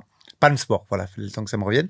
Et Palm Sport, aujourd'hui, le jiu-jitsu d'Abu Dhabi, il est pour moi aussi fort que celui du Brésil, notamment pour les enfants, hein, parce qu'ils développent ça, ils en font à l'école et beaucoup de choses. Et à la base, alors bien sûr qu'ils ont eu des sponsors et beaucoup de gens qui ont payé pour les avoir. Mais cette équipe, ils sont partis là-bas pour faire du jiu-jitsu, mais en cachette. T'as pas le droit de filmer. Quand ça bosse en nogi avec des experts mondiaux du jiu-jitsu brésilien, ils le montrent pas. Parce que ils restent dans leur culture un peu sambo, dans leur truc. Mais à eux, c'est logique. Leur t-shirt, c'était quoi? C'était If Sambo was easy? Ouais. On l'appellerait jiu-jitsu. Voilà, si le sambo était facile, on l'appellerait jiu-jitsu. Et la réponse de Craig Jones, sambo is fake. Oui, ben voilà, tu vois, mais en fait, c'est culturellement aussi ce positionnement-là. C'est de montrer, on reste derrière notre art à nous, quoi. Mais au même titre qu'à l'époque, les Gracie avec Royce développaient l'argument marketing du jiu-jitsu, Islam et Khabib et toute sa team développent l'argument marketing autour du sambo et c'est tout à fait légitime de mettre en avant leur ADN pour pouvoir vendre aussi un produit. Mais aujourd'hui, en fait, en gros, on est vraiment passé du stade du jiu-jitsu roi à un langage universel du MMA. Le jiu-jitsu fait partie maintenant intégrante de la culture et fait partie intégrante des combats. Et même si je sais que pour certains, il est parfois dur à lire et on voit les différents retours du combat de Khamzat récemment. Mais en fait, le jiu-jitsu s'est métamorphosé. Moi, pourquoi j'aime autant le jiu-jitsu et pourquoi je le pratique toujours plus de 20, 22, 23 ans plus tard, c'est parce que j'apprends tous les jours. En fait, c'est un sport en constante évolution. C'est never ending story. Et c'est pas un sport figé. Tout à l'heure, tu parlais de la boxe. Je veux surtout pas, moi, rentrer dans une critique de la boxe, qui est une discipline que je maîtrise pas assez, moi, personnellement. Mais pour le coup, en gros, avec les 6 coups, tu peux combiner. Oui, non, tu révolutionneras plus la boxe. Hein, je te alors, tu changes les entrées, voilà. Mais ça n'a pas changé comme... Ta façon de le faire, tes angles, ta prise d'angle, mais ça va changer. Non. Tu dois en avoir. Tu as gardé les bouquins, les premiers bouquins de Jiu-Jitsu. Je crois que c'est les Gracie qui avaient fait avec les ceintures, tu sais. Ouais. Mais c'est tellement obsolète. Je dis pas que c'est inutile, hein, mais quand tu regardes aujourd'hui, ce bouquin, il doit dater quoi, de 80, peut-être 17, 98 ? C'est vieillot, quoi. Ouais. Ça a pas bien vieilli. Non, ça a tellement évolué. En fait, c'est plus le même sport, on dirait. Mais c'est plus du tout le même sport. Le jiu-jitsu que moi j'ai connu en commençant, où moi je m'entraînais avec Gordo, où je m'entraînais avec le maître et autres à l'époque, Carlos Gracie Junior, il est plus du tout lié à ce que je ferais aujourd'hui. Tu vois, ce matin, quand je suis venu m'entraîner chez toi, j'ai quasiment fait que de l'octopus et du dogfight. Il y a 20 ans, je faisais quasiment que de la close guard. Mais la close guard aujourd'hui, elle est plus du tout adaptée à nos disciplines. C'est en fait une position qui fixe tes hanches. Tu peux plus la pratiquer telle qu'elle est faite aujourd'hui. Ça veut pas dire qu'elle est pas utile. Non, elle peut être utile. Elle existe, elle est là. Mais elle est plus applicable, notamment dans le MMA. Tu sais que tu vas te faire fixer, tu vas te faire terminer. Tu vois bien qu'un athlète de MMA aujourd'hui, il cherche pas à passer ta garde, il cherche à frapper. Donc c'est le dégât. Donc à l'arrivée, c'est un sport qui est en perpétuelle évolution. Et moi, je trouve le petit travail que j'ai dû faire pour préparer l'émission, justement sur l'évolution du jiu-jitsu dans le MMA, il est hyper intéressant à mes yeux pour ça. C'est qu'en fait, il te montre très très bien en quoi le MMA était un facteur accélérant d'une évolution de toute façon qui se fait naturellement dans le jiu-jitsu. C'est un sport qui s'imprègne énormément de ce qui se fait à l'extérieur et qui travaille beaucoup. Et aujourd'hui, moi, par exemple, je passe des heures à regarder des vidéos de Danaher, mais au même titre que je passe des heures à regarder des vidéos de Justin Flores sur le travail de footwork pour venir chercher Sasae, Osotogari et tout le reste. Ça m'intéresse énormément parce que c'est un sport qui se nourrit énormément. Et aujourd'hui, Aldric, en fait, tu vois, si on tire un parallèle, c'est pas un parallèle exact puisque c'est pas les mêmes, mais il y a 30 piges, les mecs se sont demandé comment on bat Royce Gracie. les lutteurs américains qui arrivent. Et aujourd'hui, les mecs se disent comment on bat le grappling des mecs du Caucase. On en vient toujours un peu à ces questions-là, en fait. Et après, en fait, ce qu'il y a, c'est que maintenant, tout le monde, le truc qu'il y a, c'est qu'aujourd'hui, tout le monde pratique aussi. Tu vois, tu vas n'importe où dans le monde, alors il y a des bases, t'as des familles, des attaches encore, mais tout le monde pratique une forme de travail au sol. C'est bon, c'est pas bon, c'est adapté, pas adapté, ça c'est un autre débat, mais aujourd'hui, tout le monde en fait. Et tu regardes, ça arrive encore, mais globalement, le niveau des combattants de MMA, je le mettrais ceinture violette, tu vois, et c'est haut quand même. Ceinture violette, compétition, je te parle. Hein. Surtout défensivement. Offensivement, tu vois pas mal de fautes encore, mais offensivement, c'est fort. C'est dur de finaliser et de s'en servir de ce sport aujourd'hui parce que le niveau global, surtout défensif, a tellement augmenté que pour performer, va t'en servir du jiu-jitsu aujourd'hui, tellement c'est fort en face, c'est très compliqué, tu vois. Regarde, même Khamzat, d'ailleurs, j'ai reçu pas mal de critiques de tu te permets de dire que c'était boring. Ben oui, c'était un petit peu ennuyeux parce que justement, il avait tellement peur de laisser de l'espace pour que ça se relève derrière qu'il a pris peu de risques de finalisation et même peu d'amplitude dans ses frappes. Parce que c'est très compliqué aujourd'hui. Et comme disait Julien, s'en servir, c'est dur. Hein. Ouais. C'est très dur. Mais ça permet de rentrer, parce que nous, on en a parlé dans le débrief lundi dans Aldric Energy, mais l'œil du technicien, toi, devant le combat de Khamzat, t'es juste mâchoire baissée et waouh, c'est une dinguerie ce qu'il fait et c'est ultra impressionnant. Ou t'as un petit côté, bon, c'est pas exaltant non plus. Alors moi, je l'ai regardé 3 fois le combat et en fait, c'est marrant parce que je l'ai regardé une première fois en tant que spectateur pur et dur, où je me demandais comment DDP allait travailler, quelle était la stratégie de DDP, parce qu'on s'était tous dit, s'il laisse passer l'orage, etc., etc., et à l'arrivée, en fait, la stratégie de laisser passer l'orage n'était pas la bonne. Je l'ai regardé une deuxième fois sur une dimension, je cherchais les patterns de son prof, et je les ai retrouvés, notamment sur la façon dont il met le genou sur l'épaule pour venir rentrer en fait à l'intérieur dans l'espace, dans l'aisselle, et faire son side control ou son crucifix. Donc moi, je souriais en reconnaissant les patterns de Fifou. Et puis je l'ai regardé une 3e fois juste sur la dimension de comment tu rides, et justement pour rebondir sur la déclaration de Gordon Ryan, sur le chest to chest, chest to back. Et j'ai même trouvé des différences avec ce que Khamzat faisait avant, c'est-à-dire qu'avant, il t'aurait ridé beaucoup plus fesses au sol. Et là, il a accepté en fait de juste prendre une position dominante et de pas chercher à te faire bouger. Donc, je voulais voir aussi quelle méthode il avait utilisée pour pouvoir en fait économiser son énergie. Parce qu'à l'arrivée, ma conclusion, ça a été ça, c'est comment il a pu bosser à l'économie. Et finalement, non, moi, j'ai trouvé ça hyper intéressant. Après, j'entends les gens qui vont me dire que le combat était pas très intéressant parce qu'en effet, il a pris aucun risque. Et c'est bien car. Mais l'autre non plus. Moi, c'est ce que je disais lundi. En fait, ça se fait à deux. C'est une danse à deux. Si le combat est vu comme un peu boring, c'est aussi parce que DDP n'a pas travaillé. Mais en fait, pour ça, il faut combattre contre des combattants de MMA à l'entraînement. Moi, je sais que je tourne avec beaucoup de combattants de MMA. J'ai la chance d'en connaître plein, on me le reproche assez, mais pas mal d'amis dans le milieu et d'aimer tourner avec eux. Et je sais très bien que quand tu combats contre un combattant de MMA, ton combat, il est pas fun. Parce qu'en fait, il n'y a pas d'ouverture. Ils veulent pas laisser d'ouverture. Ils savent très bien qu'en fait, la différence technique ou pour plein d'autres raisons, le positioning fait que si tu laisses une ouverture, tu te fais envoyer. Tu vois, c'est un débat que j'avais avec certains de tes gars ce matin, c'est que dès qu'ils m'ont laissé une ouverture sur les hanches, je suis parti. Eh ben, tu sais que ça va se passer comme ça. Donc en fait, pour moi, il n'y a pas de surprise sur la lecture. Après, malgré tout, moi, je trouve que ce qu'il a fait, c'est quand même, techniquement parlant, du très, très, très, très gros niveau. Et la déclaration d'Arman Tsarukyan, c'est là-dessus que je voulais finir, qui dit, il voulait striker au bout du 3e round, on lui a dit non, continue. Et puis à un moment donné, c'était une très mauvaise idée de striker. Mais oui, c'était une très mauvaise idée. Le 5e, les 10 secondes de 5e où ils échangent le montrent. Hein. Mais moi, je peux pas dire que j'ai pas aimé le combat alors que je suis le premier fan reconnu d'Arman Tsarukyan. Après, vous savez, parenthèse, vous savez qu'Arman Tsarukyan est à Nice. J'ai vu une story hier. Il était dans la vieille ville de Nice. C'est ce qu'on m'a dit. Donc, si vous le croisez aujourd'hui dans la rue. Pourtant, tu sais qu'on l'a fait, la vieille ville de Nice.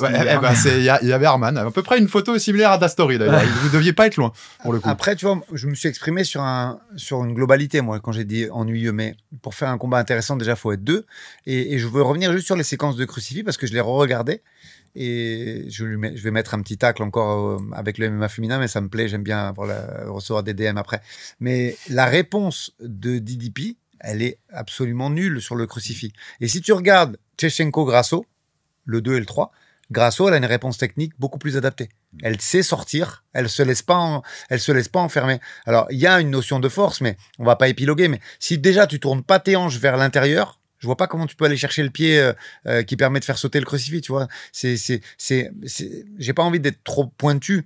Mais là, il y a que Julien et les gens du jiu-jitsu qui vont me comprendre, mais c'est un peu les mêmes principes que la position S au sol pour aller faire péter un lock en en triangle de corps, tu vois. Si tu vas pas chercher la jambe opposée à ta tête, comment tu sors de ça? Et Grasso, qui travaille le jiu-jitsu brésilien de façon régulière, elle a eu une réponse sur ça. Alors, on va me dire, ouais, mais c'est plus facile. Tchechenko, elle l'avait fait 4 ou 5 fois avant. Khamzat aussi, il l'avait déjà tenté. Tu pouvais t'y attendre. Il l'avait déjà tenté. C'est un truc qui vient, je pense, que son coach devait peut-être même faire en grappling. Voilà. Et c'était évident que ça allait ressortir là. Et il n'y a aucune réponse, en fait. Non, il ne sait pas, techniquement, comment on sort. Alors que je ne dis pas que c'est facile. Hein. Je dis qu'il y a une réponse à ça. Et qu'il y a en aucun... Alors, pourquoi il va lui faire cadeau la sortie? S'il ne sort pas de l'autre côté? Pourquoi il est resté dans la position avec des appuis le plus bas possible et terminé. Et peut-être que s'il y avait une réponse de DDP sur ça, moi j'étais un peu déçu quand même parce que il avait montré du grappling. Alors même si j'avais mis des bémols, je te rappelle quand j'en avais parlé, je dis attention, les mecs de Gracie Barra ils faisaient 20 kilos, 30 kilos de moins quand ils finalisent tout le monde au quintet, tu vois. Tu vois, donc attention. Je veux voir, je dis que peut-être que, mais je suis pas sûr parce que il faut quand même le niveau de sol. Mais oui, la réponse à cette question, elle t'a déçu. Ouais. Là, en fait, moi, je pense qu'il a fait un camp comme les autres. Après, j'ai pas envie de critiquer le coach parce que ça peut être aussi une bonne façon de dédramatiser quand c'est un combat comme ça de rêve et d'anthologie et machin. Et puis il le voulait Khamzat, tu vois. Oui, c'était pas son accessite à la ceinture, mais il disait je veux Khamzat, tout le monde veut. Personne, moi je vais le battre. Donc sur un combat exceptionnel, tu peux aussi garder d'un point de vue mental, dire ok, on change rien. On fait comme d'habitude, il a toujours gagné comme ça. Moi, je pense que c'était la mauvaise façon de faire parce qu'il fallait spécialiser ce camp en lui intégrant, pas beaucoup peut-être, hein, mais 2-3 lutteurs niveau mondial, 2-3 grappleurs aussi niveau mondial, parce que je dis Khamzat, il a vraiment cette double casquette. C'est pas que du sambo, même si Islam non plus, mais encore plus Khamzat, tu vois vraiment des positions de jiu-jitsu dans sa façon de faire. Et je pense qu'ils ont pas assez spécialisé. Parce qu'ils ont des moyens. Hein. Le mec, il est à plus de 400K. Je pense qu'il gagnait, il faisait un flat à 700 ou 800 000 balles. Tu as quand même les moyens de faire un camp conséquent, tu vois. Et je pense qu'ils ont fait un camp classique. Mais excuse-moi, juste pour finir là-dessus, mais surtout, tu sais qu'aujourd'hui, Craig Jones se revendique comme la personne qui est capable de hacker la lutte caucasienne. Tu sais que Gordon a armé déjà John Jones sur ça. Donc là, et pour reprendre le point d'Aldric, c'est la défense sur crucifix. Bien sûr, elle est difficile à faire. Le type te frappe, il y a de la menace, il y a plein de raisons. Donc je ne vais surtout pas rentrer dans une facilité. Mais Craig Jones et Lachlan Gill, qui est son prof, qui est une sorte de John Danaher en plus synthétique, dit tout le temps, pour recomposer n'importe quelle forme de garde, ça passe par 3 points. Connecter, regrouper et en face. Si de base, tu ne tournes pas ta hanche en face de ton partenaire, tu ne pourras pas recomposer. Et donc, je suis d'accord, l'apport d'un Craig Jones ou d'un Lachlan Gill à un camp pour préparer un Khamzat, elle aurait été hyper importante et hyper bénéfique. Surtout que Islam, Volka, on a vu la diff. Notre interview de Craig Jones, c'était sur ça, c'était sur ce thème-là. JDM. Ouais. Bien sûr, JDM aussi. Oui. Regarde, parce que on minimise un peu la performance en disant ouais, il a voulu boxer. Non, pas Volk, celui qui bat JDM. Belal, pardon. Qui a interdit, t'as vu, il a interdit d'IDP de Chicago. C'est le parrain de Chicago maintenant, Belal. Mais plus sérieusement, il a fait tellement d'anti-lutte que c'est passé, tu vois. Moi, je pense vraiment que l'apport d'un technicien comme ça et le fait de lui mettre 2-3 lutteurs de très haut niveau, ça aurait changé ce combat. Et je peux te dire que Craig Jones, il va se faire un malin plaisir d'être dans le camp de JDM là, pour Islam. Totalement. Évidemment. Ça va se faire un grand kiff, là, tu vois. On sait combien il coûte aujourd'hui et c'est parfaitement... Mais en plus, c'est pas exorbitant. Il a entre 15 et 30 000 balles le mois. T'imagines ? Quand t'as les moyens d'un Dricus, tu peux largement te payer ce mec-là, tu vois. Quand c'est un combat si important, parce que si Dricus avait battu Khamzat, tu passes dans une autre dimension de star. Non, ça lui coûte même pas 10% de sa bourse. Donc, point, c'est faisable, tu vois. Donc, moi, je comprends pas. On a ouvert ce dossier Khamzat aussi de la performance dont on sort contre DDP. Donc, on revient à la déclate de Gordon Ryan, que je t'ai évoqué aussi déjà lundi, Aldric, mais je voulais les inputs de Julien là-dessus. Donc, il dit, je rappelle, on l'a déjà cité lundi, c'était une des plus impressionnantes performances dans un combat pour le titre UFC jamais vu. Une vraie masterclass de contrôle. La façon dont ils font ce scrimmage, leur faculté à contrôler, donc à la fois ce chest to chest, donc poitrine contre poitrine, et chest to back, poitrine contre dos, ces positions-là, laissent le jiu-jitsu classique dans la poussière quand on parle de combat. Les meilleurs grappleurs en MMA seront ceux qui peuvent continuer cette connexion à travers chaque phase de transition et remporter ce scrimmage. La personne qui va contrôler la direction du combat a un avantage extrême, et Khamzat a montré qu'il avait ça exactement. Comment tu analyses ces trucs-là ? Il a raison, Gordon Ryan ? Ah, complètement. Alors là, pour le coup, mais de toute façon, Gordon Ryan, il faut bien comprendre un truc. Ouais, il n'a pas souvent tort sur ce genre C'est un de peu choses. comme Craig Jones. Si tu prends le Gordon sur un tatami ou quand il parle de jiu-jitsu, il a souvent raison. Ouais. J'ai rarement l'occasion de le remettre en question. Je pense que ça m'est jamais arrivé. Tout ce qui sort en dehors d'un tapis, je lui laisse. Voilà. Mais par contre, sur un tapis, c'est indéniable, il a raison. Après, il est aussi dans une posture en ce moment, Gordon, qui est assez simple. Il vient d'ouvrir son académie, il prend la succession officielle de John Danaher. Il a besoin aussi d'avoir des déclarations qui sont marquantes et poignantes et clivantes. Et donc, pour le coup, il va rentrer vite dans les grosses déclarations, mais il a raison sur ce qu'il dit. Quand il dit le système caucasien ridiculise le système du jiu-jitsu classique. En fait, qu'est-ce qu'il dit? Il dit que la lutte caucasienne, qui est un système qui combine chest to chest, chest to back, en fait, ridiculise le jiu-jitsu dans la dimension où le jiu-jitsu old school devient inefficace face au chain wrestling et face en fait à la connexion. Cette lutte en chaîne là, ouais. Et en fait, il explique dans la deuxième partie, leur capacité à enchaîner et à cadrer laisse le jiu-jitsu classique totalement dépassé lorsqu'il s'agit de combat. En fait, qu'est-ce qu'il dit? Il dit que le jiu-jitsu s'arrête là où la lutte caucasienne enchaîne et continue. Et qu'en fait, en jiu-jitsu, tu as une notion de stop and go et de reset, là où la lutte caucasienne, elle, continue même sur les échecs. Et ça fait qu'ils s'arrêtent jamais, en fait, les mecs. Il n'y a pas de fin, en fait, à la position. Et c'est ce qui fait qu'à l'arrivée, là où nous, on a une habitude en jiu-jitsu pur de se dire, on reset, on ressort, on repart, sur un échec, un caucasien, lui, va continuer, en fait, à embrayer. T'as planté ton single leg, tu vas aller sur double leg. T'as planté ton double leg, tu vas aller dans le dos. Tu vas retourner faire un ride. Et systématiquement, en fait, tu vas mettre de la pression. Et en fait, après, il dit que les athlètes de jiu-jitsu et les grappleurs MMA, les plus performants sont ceux qui parviennent à garder les connexions dans les transitions. En fait, qu'est-ce qu'il raconte? C'est que le futur, c'est la lutte hybride. Le futur, en fait, du MMA, c'est de la lutte hybride, où le jiu-jitsu classique, qui lui est souvent géré sur des phases de distance, est complètement tué par une notion de ne pas donner d'espace à la lutte, ne pas subir le grind dans la cage. Donc en fait, en gros, c'est ça. C'est exactement ce que font Islam, Khabib, ne laisser aucun momentum en face. Donc en fait, c'est déjà le présent, mais c'est aussi l'avenir, Aldric, ce qu'on voit là. Mais moi, j'ai envie de te renvoyer, et lui, je sais qu'il l'a vu, mais tu vas m'aider, Julien, parce que la date, je ne l'ai plus. Il y a une réponse qui fait déjà partie du jiu-jitsu. Alors maintenant, c'est la guerre de succession. On te dit, ouais, mais c'est du jiu-jitsu américain, du jiu-jitsu brésilien. Je ne sais pas, appelez-le comme vous voulez, mais si tu regardes la team Khabib sur Flow Grappling, je crois que c'était déjà la B-team où ils leur mettent une rouge, je crois qu'ils leur mettent 6-1 ou un truc comme ça. C'est quoi? C'est il y a 2 ans, un truc? Ouais, un quintet.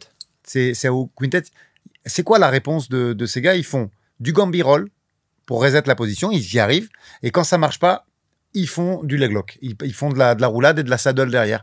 Et ça a le mérite de annuler un petit peu cette lutte de top position de la team Khabib et des Dagestanais qui prennent un 6-1 ce jour-là. Et je pense que c'est beaucoup ça aujourd'hui. On a évolué, hein, parce quand on a démarré, Julien et moi, on te disait que je vais pas dire le terme parce qu'on va sauter sur YouTube, mais que les clés de jambes, il fallait pas les faire parce que c'était des clés de 2. On censure et t'as compris. Mais je pense qu'aujourd'hui, le jiu-jitsu, il doit se renouveler. Et même si il y a une forme sportive qui doit rester sportive et on peut pas l'intégrer. En tout cas, sur le MMA, quand tu peux te remettre debout, que c'est pas interdit par les règles, que tu as un temps d'avance et que le but c'est de scrambler, je pense que vraiment l'avenir c'est ça. C'est-à-dire être capable de rouler pour créer de l'espace. Et si le gars t'empêche de rouler, bah t'attaques les leg locks. Et ça demande beaucoup de savoir parce qu'il y a peu. Moi, pour faire le tour et m'entraîner dans pas mal d'académies au monde, il y en a pas beaucoup qui rentrent dans des systèmes comme ça. Ça reste des systèmes encore très, je sais pas si ça se dit, John Danaherien, mais vous m'avez compris. Et c'est des trucs hyper spécifiques encore. Il y a peu d'académies encore où ça parle de saddle et surtout les systèmes de saddle, ils viennent des roulades. Pour moi, on n'en parle pas beaucoup, mais un des experts mondiaux de ça, c'est Robert Deagle. Tu vois? Et pareil, ça vient même si aujourd'hui il a son autonomie, il enseigne un peu partout au monde, ça reste un mec qui vient de chez John. Et cette forme-là, pour moi, c'est le seul contre possible. Et attention, il y a déjà des mecs à l'UFC qui l'amènent. Il est moins fort en jiu-jitsu, mais il est plus fort pour scrambler. Mais un Cory Sandhagen, il roule bien déjà. Il y a un système de roulade, d'escape qui est hyper important. Et pour moi, encore ça, c'est trop sous-estimé. Mais en fait, ce que j'aime bien dans ce que dit Aldric, mais dans la déclaration de Gordon jointe, c'est qu'en fait, en gros, qu'est-ce qu'on se dit là? On se dit qu'en fait, celui qui gagne le combat, c'est celui qui impose le rythme et celui qui impose l'espace. Il impose son combat. Voilà. Moi, c'est quelque chose que j'explique très souvent à mes élèves quand je coach. C'est le jiu-jitsu, c'est comme la musique. C'est soit tu la joues, soit tu l'écoutes. qui met le rythme et qui met en place la partition et de qui est spectateur de la partition. Si tu te retrouves spectateur de la partition, tu vas constamment en fait l'écouter, c'est toi qui vas en fait te retrouver en face. Là, DDP, il est dans le rythme de Ramzat. Il est dans le rythme. Il joue son. Non, mais surtout, il tente rien. À lui. Oui, c'est pour ça que je te dis, il est dans ce rythme-là. Est-ce qu'une fois, il a essayé d'attaquer? Regarde Ramzat comme il a été quand même refroidi par le sol d'Origno, de Gilbert Burns. Parce qu'il tente des choses. Là, il tente rien, en fait. Il n'y a pas un moment où... Si, il y a regarde, cette première guillotine, elle demande beaucoup d'efforts à Ramzat. Au tout début, sur le premier takedown, il tente une guillotine qui est un peu verrouillée. Regarde les efforts qu'il fait derrière pour aller faire sa sortie en bridge escape et refaire le pont de l'autre côté. Il gaspille beaucoup d'énergie. Et ça, tu l'additionnes sur 10 momentum. Je te garantis que c'est pas le même cardio, Ramzat. Sauf qu'en dehors de ce premier jet, il n'y a plus aucune contestation derrière. Et tu le vois faire des trucs. Les gens, ils aiment bien que je dise moyenâgeux. Ça, ils aiment bien, ils reprennent sur les réseaux sociaux. Mais c'est moyenâgeux. Il m'a pas mis le pied en travers pour défendre la montre comme dans le livre des Gracie en 98, s'il te plaît. Mais pourquoi, en fait? Sur le crucifix, il fait ça. Il a fait des trucs après, des dingueries. Tu te dis, mais wow, qu'est-ce qui sort, quoi? Même sa prise de dos, là où il devrait rentrer les crochets ou même rider un peu la Fluffy, il le fait pas, tu vois. Il se laisse volontairement tomber sur le côté, il abandonne. Mais je pense qu'après, il faut pas négliger l'impact psychologique de la position où il se dit que de toute façon, c'est pas passé. Il a tenté un lucky rear neck choke ou autre. Ça a planté. Et encore une fois, aujourd'hui, tout va se jouer dans la position, dans le contrôle et dans la gestion du rythme et dans la capacité de pouvoir imposer. Et c'est là où Ramzat est bon. C'est imposer. Ouais, mais si tu le contestes pas, en fait, est-ce qu'on a une réponse sur son cardio? Non. Il n'a pas été contesté, donc on ne sait pas. Mais c'est peut-être pas, moi je l'ai dit lundi. Je sais que Aldric avait pas le même avis que moi là-dessus. Moi, je pense que le mec qui a le plus ses armes pour l'embêter, c'est Fluffy. Par la façon dont lui, il va imposer son rythme. Je vais demander son avis à Julien. Je veux juste reprendre, parce que pareil, on me l'a reproché. Ça, on m'a dit, ouais, Nassourdine, mais qu'est-ce que tu racontes s'il est tombé? Je veux repréciser. Nassourdine, bien sûr qu'il n'a pas les capacités de lutte de Fluffy. Je le dis. Là, je le dis devant la caméra. Justine, elle m'a zoomé. En plus, je le sais. Je le dis. Mais je te parle de lutte défensive. Ousmane, il s'est pas servi de sa lutte offensive contre Ramzat. Il s'est servi de sa lutte défensive. Et moi, je pense que s'il tombe sur quelques combats, bien sûr, c'est que des fois, il est pas bien connecté dans le premier round. Et je l'ai dit et je le pense. Les takedowns qu'il prend, c'est premier round, diesel, tout ça. Mais on sait qu'il est très dur à faire tomber et surtout quand il a la boxe. Pour verrouiller la lutte, il est très dur à faire tomber. Donc, je pense que c'est lui qui est capable de reproduire le plus fidèlement le schéma d'une boxe très précise qui connecte qu'avait utilisé Ousmane, parce que je pense qu'il est meilleur qu'Ousmane carrément sur ce travail-là, et qu'il est capable défensivement de reproduire une défense solide s'il est dedans et qu'il se loupe pas. Mais c'est toujours la même chose. Il faut pas se louper parce que 2 fois, il t'a aspiré ton énergie, Ramzat. Mais sur ce game plan-là qu'a utilisé Ousmane et qui a raté aussi, hein, rappelons-nous que le premier round, il se fait rider. Et il se fait prendre le dos même, je pense. Hein. Mais le game plan de faire ça, je pense que Nassourdine est capable de le faire. Et je veux lancer la balle à Julien qui donne son avis, même s'il n'est pas d'accord avec moi, c'est pas grave. Après, Fluffy, il a d'autres armes, évidemment. Il peut même le lutter lui-même, tu vois. Il peut rajouter un rythme un peu Fluffy-esque qui va peut-être le fatiguer, on ne sait pas. Mais voilà, je voulais préciser ça. J'ai jamais dit qu'il était exceptionnel en lutte offensive, Nassourdine. J'ai dit qu'il était défensivement très solide. Moi, je le voyais dans la façon dont il met du rythme, dont il met cette pression-là, la façon dont il peut rider aussi la top position, mais différemment de ce que fait Ramzat, en le faisant travailler, en fait, en faisant tout ce qu'on voulait que DDP fasse, le faire travailler pour l'épuiser à un moment. Si on prend les 3 contenders potentiels, si on accepte Caio Borraio et qu'on regarde vraiment sur les 3 contenders sérieux, Nassourdine, RDR, Fluffy. En fait, chacun a des qualités. Chacun d'entre eux peut avoir des qualités. La boxe de Nassourdine, on l'a vu. Moi, ce qui m'intéresse le plus chez Nassourdine, c'est même pas sa boxe, c'est son fight IQ. Cette capacité à réorganiser en fait un game plan en cours de route et à voir en fait là où il faut appuyer. On le voit bien entre le round 1 et le round 2 contre Adesanya. Ça, c'est très fort. Chez RDR, c'est sa capacité à grappler. Très beau grappling, on va pas le dire. Même si finalement, il utilise plus son genou en avant, un peu weird qu'autre chose. Et sur Fluffy, son rythme et sa capacité à avoir cette pression néo-moderne de lutte et de grappling. Maintenant, le problème, c'est qu'ils ont aussi tous les 3 des gros défauts. Et moi, c'est aussi ça que je vois. Sur Nassourdine, il a une très bonne lutte défensive, mais on n'a rien vu. Et moi, je n'ai aucune info, à part me dire qu'il y a Ahmed Salamov, en qui j'ai totale confiance dans son coin, et qui est un grappleur de génie, donc qui normalement devrait savoir faire ça. Et Nicolas sait aussi le faire, mais j'ai aucune garantie, parce qu'il n'y a rien qui m'a montré que. Par contre, j'ai vu des sautes de concentration. Sur RDR, j'ai un vrai problème, c'est que pour moi, c'est un grappleur classique de garde. Et qu'aujourd'hui, cette garde, elle est très bien quand tu prends un Bonical qu'il a même pas eu besoin d'utiliser contre Beau d'ailleurs, mais d'autres. Mais soyons sérieux, on parle pas de Merchert. On parle de Ramzat en face. Et quand tu auras les hanches fixées au sol et que l'animal sera en train de te passer, eh ben, je suis pas sûr. On en revient à ce que tu disais tout à l'heure. C'est dépassé, ça. C'est dépassé pour moi. Et Fluffy, je suis tout à fait convaincu qu'il peut mettre le rythme, qu'il peut rider, qu'il peut ça. Et d'ailleurs, Fluffy serait peut-être celui qui se rapprocherait le plus de ce que je pense mais pourquoi il n'y en a pas un qui s'est dit un jour qu'il faut peut-être dû rentrer dans les dents le premier, en fait. C'est pour ça que je crois en ses chances à lui, en fait.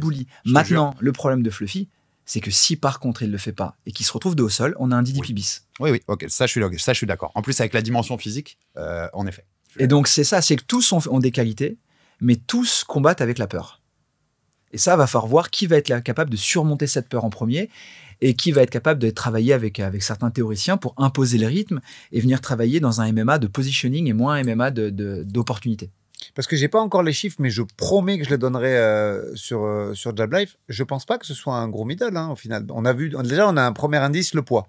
Il nous a affiché un 183, avec une limite à 186 en combat normal et à 185 en combat pour le titre. J'aurai le poids le jour du fight, je vous le promets. Quand j'aurai l'occasion d'appeler Majdi, je pense que je l'aurai. Mais je pense que c'est pas un très gros middleweight, Khamzat, pour le moment en tout cas. Je pense que, à mon avis, moi je vois un rebond à 92, 93. Donc tu vois, c'est pour ça que je parle de.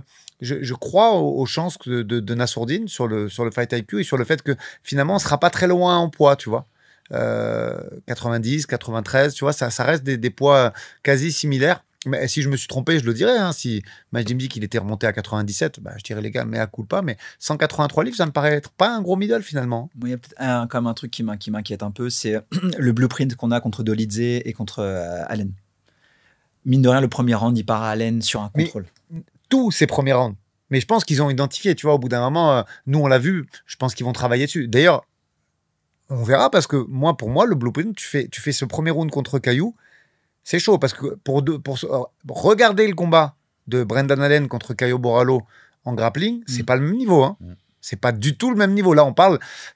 Caio, moi, je suis persuadé qu'il va pas passer. Et je l'espère aussi de tout mon cœur. Mais tu sais que contre Khamzat, je veux voir parce qu'en plus, ils se connaissent. Donc, Caio, il a déjà. En fait, ce qui est très compliqué dans ce genre de truc, et tu vois, Axel Solam l'avait dit quand il est parti là-bas l'aider, au moment où il devait prendre Diaz, Majdi m'avait pris beaucoup de gauchers. Donc, Axel a fait partie du voyage. Et il m'a dit, Eric, c'est bizarre. T'as pas l'impression qu'il force beaucoup. Et en fait, il a des contrôles qui sont très particuliers, où il tire, il pousse, il déséquilibre beaucoup, tu vois. Et l'avantage numéro 1 qu'a Borralho, c'est qu'il s'est entraîné presque 1 an et demi avec. T'imagines, lui, il a aucune surprise dans le truc. C'est le seul capable des 4, puisqu'on va le rajouter temporairement, d'établir un système réel. Il y a un petit peu Nassourdine qui l'a fait, mais ils ne se sont pas entraînés. Là, on parle de plus d'1 an. Je crois que c'est 13 mois exactement, Caio. Et Nassour, il a eu 2 fois ou 1 fois au Venom. Donc, en 1 fois, qu'est-ce que tu veux voir? C'est compliqué de... C'est hyper intéressant parce qu'en fait, ils ont chacun des armes. Ils ont chacun des armes différentes et c'est ça un peu le côté bête mythique de Khamzat aujourd'hui. C'est qui, avec ses armes à lui, peut le plus embêter cette bête mythique, voire la faire tomber. C'est là où on est très intéressant quand même. Je t'avais dit, moi, je voulais faire un petit parallèle entre ce Fluffy que j'adore et Khamzat sur la façon dont il ride cette top position. Parce que j'ai vu un comparatif direct sur les réseaux par Gilili Dakila qui montre 2 séquences vraiment exactement similaires, où ils sont, tu vois, en crossbody contre la cage, en contrôle sur cette top position. Et t'as un Khamzat qui est c'est presque, tu peux faire un croquis de ce qu'il va faire. Je t'attaque la jambe devant, je te mets le plus de poids possible, et au moment où tu mets les mains comme ça, j'attaque ton cou.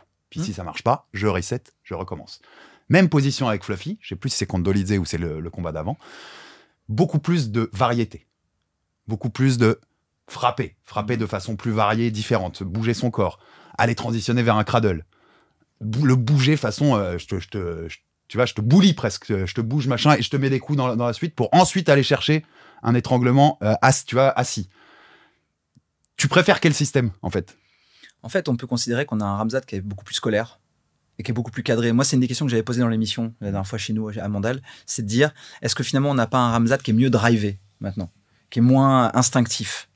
Et je te rejoins sur ce que tu disais tout à l'heure. Moi, je ne crois pas au jiu-jitsu instinctif. L'instinct, au bout d'un moment, quand tu te le fais mettre en danger, quand d'un seul coup ton cerveau déconnecte, tu le perds. Alors que quand tes systèmes, ils sont très clairs pour toi, ils sont cartésiens et ancrés et bien drivés, tu les retrouves constamment et ça te permet de rester dans une zone de confort. Et tu sens que Ramzat, sur son dernier combat, pas sur ses, mais sur son dernier combat, il est vraiment dans une scolarité pure où il applique les systèmes et il score. C'est un croquis, quoi, le truc. Fluffy, je voudrais juste relativiser sa performance contre Dolidze sur un sujet, c'est qu'on a un Dolidze qui est pour moi de plus en plus mono-orienté dans son grappling. Ah, Aldric avait parlé de très mauvais game plan. Il est dans une tunnel vision que moi j'avais déjà commencé à voir contre Nassourdine, que j'avais déjà vu sur d'autres combats. Moi, Dolidze, je le suis depuis très longtemps parce que c'est un combattant que j'apprécie du fait de son parcours et de son background. Mais je trouve que là, il est en train de s'enfermer dans un système de roulade sur la jambe pour absolument venir partir sur les jambes. Il a vu que ça avait marché contre Phil, il a vu que ça avait marché sur certains, donc maintenant, il s'est un peu enfermé. Il a un peu de mal en fait à sortir de son schéma. Ce qui veut dire que Fluffy, il peut être créatif face à un combattant qui est aussi mono-orienté, dont tu sais que finalement, si tu restes pas dans l'axe des jambes, tu n'as pas de risque à proprement parler. C'est moins facile contre un mec.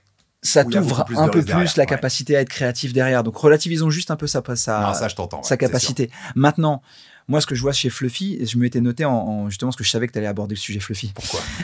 Je trouve qu'en fait, il a une base de jiu-jitsu agressif. Et ça, c'est intéressant. C'est-à-dire que c'est un jiu-jitsu qui est classique, finalement, à l'arrivée. Il fait du jiu-jitsu. Mais il est beaucoup plus agressif que la moyenne. Et son game plan, en fait, il est plus porté sur le grind et sur le choke et avec un cardio qui est quand même très important. Donc, il fait évoluer son jiu-jitsu de façon agréable. C'est pour ça que je disais que c'est une évolution 4,5. En fait, il t'embête tout le temps. Il t'embête tout le temps. C'est ça que j'aime bien, moi. C'est ce côté-là. Il t'embête tout le temps, tu vois. Tout en sachant que de l'autre côté, il a un côté caucasien, indirectement. C'est pour ça que forcément son nom revient. C'est qu'il est tout le temps connecté. Il est tout le temps connecté à toi. C'est une sangsue. En fait, il est tout le temps chest to chest, chest to back. Voilà, il prend une position, il grind. Il perd une position, il enchaîne. Il n'y a pas un moment où il renonce à ça. Et c'est pour ça que cette séquence dont je te parlais, elle est intéressante parce qu'il bouge beaucoup plus qu'un Ramzat, mais il est tout le temps connecté. De façon parfois même très bizarre, même par un coup qui va permettre de le ramener, tu vois. Totalement. Ça peut faire un combat dingue, hein, parce que regarde, Tsarukyan, pourquoi il était dans le coin? Parce qu'ils se sont affrontés sur une télé-réalité en grappling. Et pourtant, il est fort, Arman. Et regarde la rousse. Bon, il y a une différence de poids. Pareil, il faut relativiser les perfs. Mais regarde les séquences absolument folles de scramble que ça fait. Et du coup, avec Fluffy, ça. Je sais pas qui. En fait, moi, Fluffy, c'est juste le recul. Pour moi, il l'avait pas exprimé comme ça, mais il a battu un Dolidze. Pas qu'à renoncer parce qu'il venait de signer un nouveau contrat, mais en tout cas, qui ne progresse plus et qui n'exploite pas son jiu-jitsu comme il devrait et qui est arrivé sans game plan. Moi, Moi, je pense qu'il boxe et que quand ça vient au clinch, il essaie de rouler. Et ça s'arrête à ça, son jeu pour le moment. Et malheureusement, à 38 piges, s'il reste enfermé là-dedans, c'est bientôt terminé, tu vois. Mais donc, je sais pas, en fait. Est-ce qu'il a le niveau d'un Arman en grappling? Est-ce qu'il est plus haut? Pour l'instant, moi, si tu sais répondre, dis-le, parce que moi, je sais pas, j'en ai pas vu assez, en fait. T'as la question, t'as pas la réponse. Non. Et pour le coup, le combat contre RDR va être aussi intéressant pour ça. Enfin, tu vois, on aura plus de réponses. Je pense qu'il est plus créatif qu'Arman. Arman, il est sa lutte, et moi je l'ai vu en combat de grappling parce qu'il a pas mal combattu à DXC, notamment entre ses combats pour rester actif. Et il reste sur des schémas très bien définis. Il sait là où il est fort, il sait maximiser et optimiser ses points forts, et il s'aventure surtout pas là où il a des risques. Là où tu vois, par exemple, pour reprendre Fluffy contre Dolidze, si tu prends bien pour un moment donné, pour pas se faire rouler dans la jambe, un coup il tente un crab ride, les deux crochets derrière les jambes, un coup il se met side control, genou derrière le genou, un coup il va passer en top position. Ces positions, c'était propre. Il arrive en fait il a 2-3 possibilités à chaque fois et il va choisir celle qui lui semble la plus intéressante dans l'instant. Arman, il va faire A, B, et il a son schéma, reset, repart et il contrôle. Moi j'adore. C'est très très propre, en plus c'est super en tant que prof parce que du coup c'est facile à expliquer, mais voilà, il y a moins de surprises. C'est lié aussi au fait que Arman c'est d'une violence incroyable en grand and pound, alors que Fluffy est plus créatif sur les frappes. Mais après, donc, est-ce qu'il a le niveau pour le tenir? Ça, on saura que s'ils s'affrontent, tu vois. Mais déjà, je suis d'accord avec The Reader, ça va déjà lui donner des infos. Parce que s'il a un niveau de grappling comme on pense et on espère même pour la division top niveau, il devrait pouvoir annihiler le jeu de Reader, tu vois. Et la parenthèse, parce qu'on a commencé à me le reprocher, c'est pas parce que je l'adore. Bien sûr que je veux que Nassour ait sa chance avant Fluffy. Et que s'il y a un Fluffy Nassour, je serai 100% type Nassour, les gars. Il y a pas de souci. J'espère être douché et pouvoir proposer, regarder ce combat avec Firas et avant d'aller fêter une victoire de Manon. Je le verrai en live. Si il arrive à grinder The Reader, à le claquer par terre et à le tabasser, t'as déjà une première partie de réponse. Ouais, on est d'accord. Tu vois, s'il fait ça, là, je te dis, OK, Alex, je veux le voir contre Ramzat.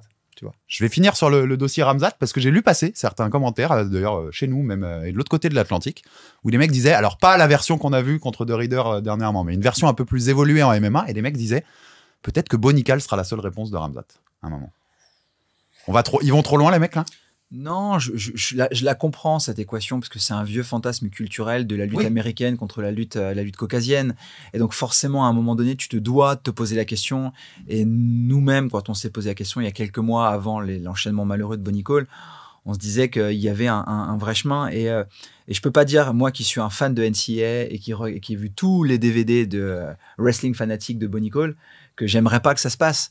Mais je pense qu'aujourd'hui, Bonnie Cole a d'autres problèmes à résoudre avant de commencer à affronter l'air rarifié de la catégorie, et que moi j'ai toujours cette crainte que les TT salopent les grappleurs. Et j'ai toujours tendance à penser que de ce que j'ai vu récemment, moi de ce que je vois de Gamrot par exemple, ça me rassure pas. Je trouve que Gamrot n'évolue plus depuis quelques temps, et notamment depuis qu'il est là-bas. Je trouve qu'il y a des grappleurs qui n'évoluent plus depuis qu'ils sont là-bas. Je suis très curieux de savoir ce que va faire Bia Mesquita à l'UFC depuis qu'elle a gagné le LFA et qu'elle a rejoint l'ATT, parce que j'ai vraiment peur de ça, et je me dis peut-être que Bonnie Cole n'est pas dans la bonne team. Aldric, tu réagissais quand j'ai... Non, je disais que c'est beaucoup trop tôt, voilà. Ouais, c'est ça, je t'ai dit à terme. Les mecs disaient à terme, pourquoi pas. Pour l'instant, même sa boxe, elle fait pas... Parce que Khamzat, il faut déjà le boxer, tu vois, c'est loin d'être nul en boxe, hein. Dricus, j'ai dit qu'il avait bien fait, mais pas parce que je pense qu'il est mauvais, parce que regarde ce qu'il a fait, le peu de trucs qu'il a fait, son front kick au visage, c'était pas mauvais, c'est juste que l'autre est trop puissant et surtout trop imprévisible, qu'il fallait surtout pas le boxer. Mais pour l'instant, on part de loin avec vous. Et pour Etiti, je suis d'accord, je sais pas pourquoi, pourtant c'est une team culturellement qui vient de la BTT, c'est la même famille, et pourtant, et tu vois quand même des mecs comme Papa Rumpa qui sont pas des excellents coachs mondiaux, mais qui sont des mecs solides en jiu-jitsu, tu vois. Pourtant, il n'y a pas une très grande culture sol dans cette équipe. Je ne sais pas t'expliquer pourquoi. Et même des mecs comme Dustin Poirier et tout, je les ai pas trouvés... Je les ai trouvés stagnés et plutôt old school sur le travail, tu vois. Et je ne sais pas expliquer pourquoi. Et plus évoluer sur le jeu de debout que sur celui-là. Ouais, ça, je te suis là-dessus. C'est une grande salle, belle, avec des facilités, avec plein de monde, avec plein de sparring. Tu as un head coach qui est vraiment axé lutte, par contre. Tu vois, et derrière ça, je sais pas t'expliquer pourquoi, c'est peut-être une question d'entraîneur aussi, mais au niveau du sol, c'est pas dingue. J'ai un thème sur lequel je voulais t'interroger, Julien. Si tu as vu notre émission avec Johnny Frachet, il y a quelques semaines, on parlait de l'évolution globale technique du MMA, et à un moment, Johnny rentre dans le grand end pound. Il nous dit, on n'a plus les mecs qui faisaient l'excellent grand end pound de l'époque Fedor, même John Jones, tu vois, et on a moins ça aujourd'hui, alors que c'est les dégâts qui priment, donc il avait plutôt tendance à dire, on va y revenir, parce que les mecs vont réaliser qu'il faut faire du dégât. En plus, c'est de plus en plus mis en emphase sur l'ajustement des nouveaux critères. Donc, on doit aller plus vers ça. Ça rejoint un peu le débat qu'on avait avec Ramzat, qui fait une masterclass de contrôle, mais il manque ce truc offensif sur le grand end pound. On doit revenir vers là. Les mecs doivent évoluer vers ça, parce que il faut te faire du dégât. C'est ça le seul truc qui compte aujourd'hui. On le dit, hein, le temps de contrôle, ça compte pas. C'est en dessous dans les critères. Ce qu'il faut faire, c'est faire du dégât. Je pense que dans la fourche qui représente contrôle, position, l'étape d'après, c'est soumission ou grand end pound. C'est-à-dire qu'on va y revenir dans la mesure où c'est un des deux chemins potentiels. Soit le grappling effectif et le dégât via la soumission, soit le grand end pound, qui passera peut-être de moins en moins par les poings, mais peut-être de plus en plus par les coudes, parce que le grappling et l'évolution du grappling fait aussi que la prise de distance que nécessite le grand end pound rend aussi la défense beaucoup plus facile. Et donc la déconnexion, on parlait de la poitrine, est difficile en fait à absorber.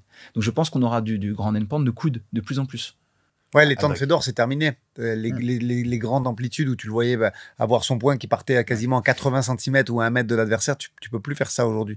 Mais moi, je crois beaucoup aux coudes aussi.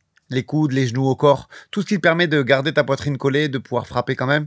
Et après, il y a un débat. Mais je pense que Khamzat, attention, Khamzat va y revenir. Le débat, c'est est-ce que tu frappes fort, mais tu risques de perdre la position, mais d'un autre côté, si ça marche, tu fatigues ton adversaire, ou est-ce que tu gardes la position au risque de fermer tous les écoutilles et de paraître un peu plus ennuyeux? Moi, je pense qu'il a fait ça parce qu'il se connaissait pas sur 5 rounds. Voilà. Maintenant qu'il a pris confiance en son jeu et qu'il sait qu'il est capable de faire 5, même si pour le moment, en fait, il n'est pas capable de faire 5, pour moi, il est capable de faire 4 et quelques. Tu vois, on voit qu'il était gaz out au 5e. Mais je pense que voilà, ça lui a fait prendre conscience. C'est situationnel en fait. Ouais. Là, le chemin, ça marchait, l'autre faisait rien. Mine de rien, c'était son premier main event. Oui. Tu vois, donc, cette stat est folle quand tu penses, vu la son star que premier c'est. main event. Et je pense que maintenant, il sera peut-être, en tout cas sur des adversaires où il y a moins de difficultés de lecture debout et tout, il sera peut-être il va plus tenter des soumissions parce qu'il sait faire les deux lui aussi. Pareil, c'est pareil. Comme il est avancé en jiu-jitsu par rapport à certains autres combattants du Caucase, il sait vraiment faire les deux. Donc, je pense qu'on verra quelque chose de moins ennuyeux sur les prochains combats. C'est même une certitude. Ouais, mais c'était un peu un test là. Ah, mais c'est ça. Et puis, il y a beaucoup d'enjeux. Tu as la ceinture en jeu, tu vois. Oui, tu peux comprendre qu'il ait fait ce qu'il fallait pour aller chercher la victoire. Juste un détail pour se rendre compte comment Georges, en 2013, il était déjà en avance grâce à John. Parce que les coudes, les genoux au corps, si tu regardes le Georges Saint-Pierre de cette époque, il faisait déjà ça. Et il empêchait les gars de se relever aussi. Il y avait déjà du scramble à cette époque-là, même si c'était moins développé. Mais Georges, grâce à John, était tellement en avance que ça sortait plus des positions. Les contrôles de la tête, tu voyais très bien chez Georges Saint-Pierre, les contrôles de la tête, c'était incroyable. On dit souvent que le corps va là où la tête va. La façon dont il raille de la tête sur les différentes phases de scramble qui empêche totalement la recomposition. Mais je pense que c'est aussi un des éléments qui a un peu piégé, entre guillemets, Khamzat, c'est qu'en dessous, c'est quand même un animal, notre ami DDP.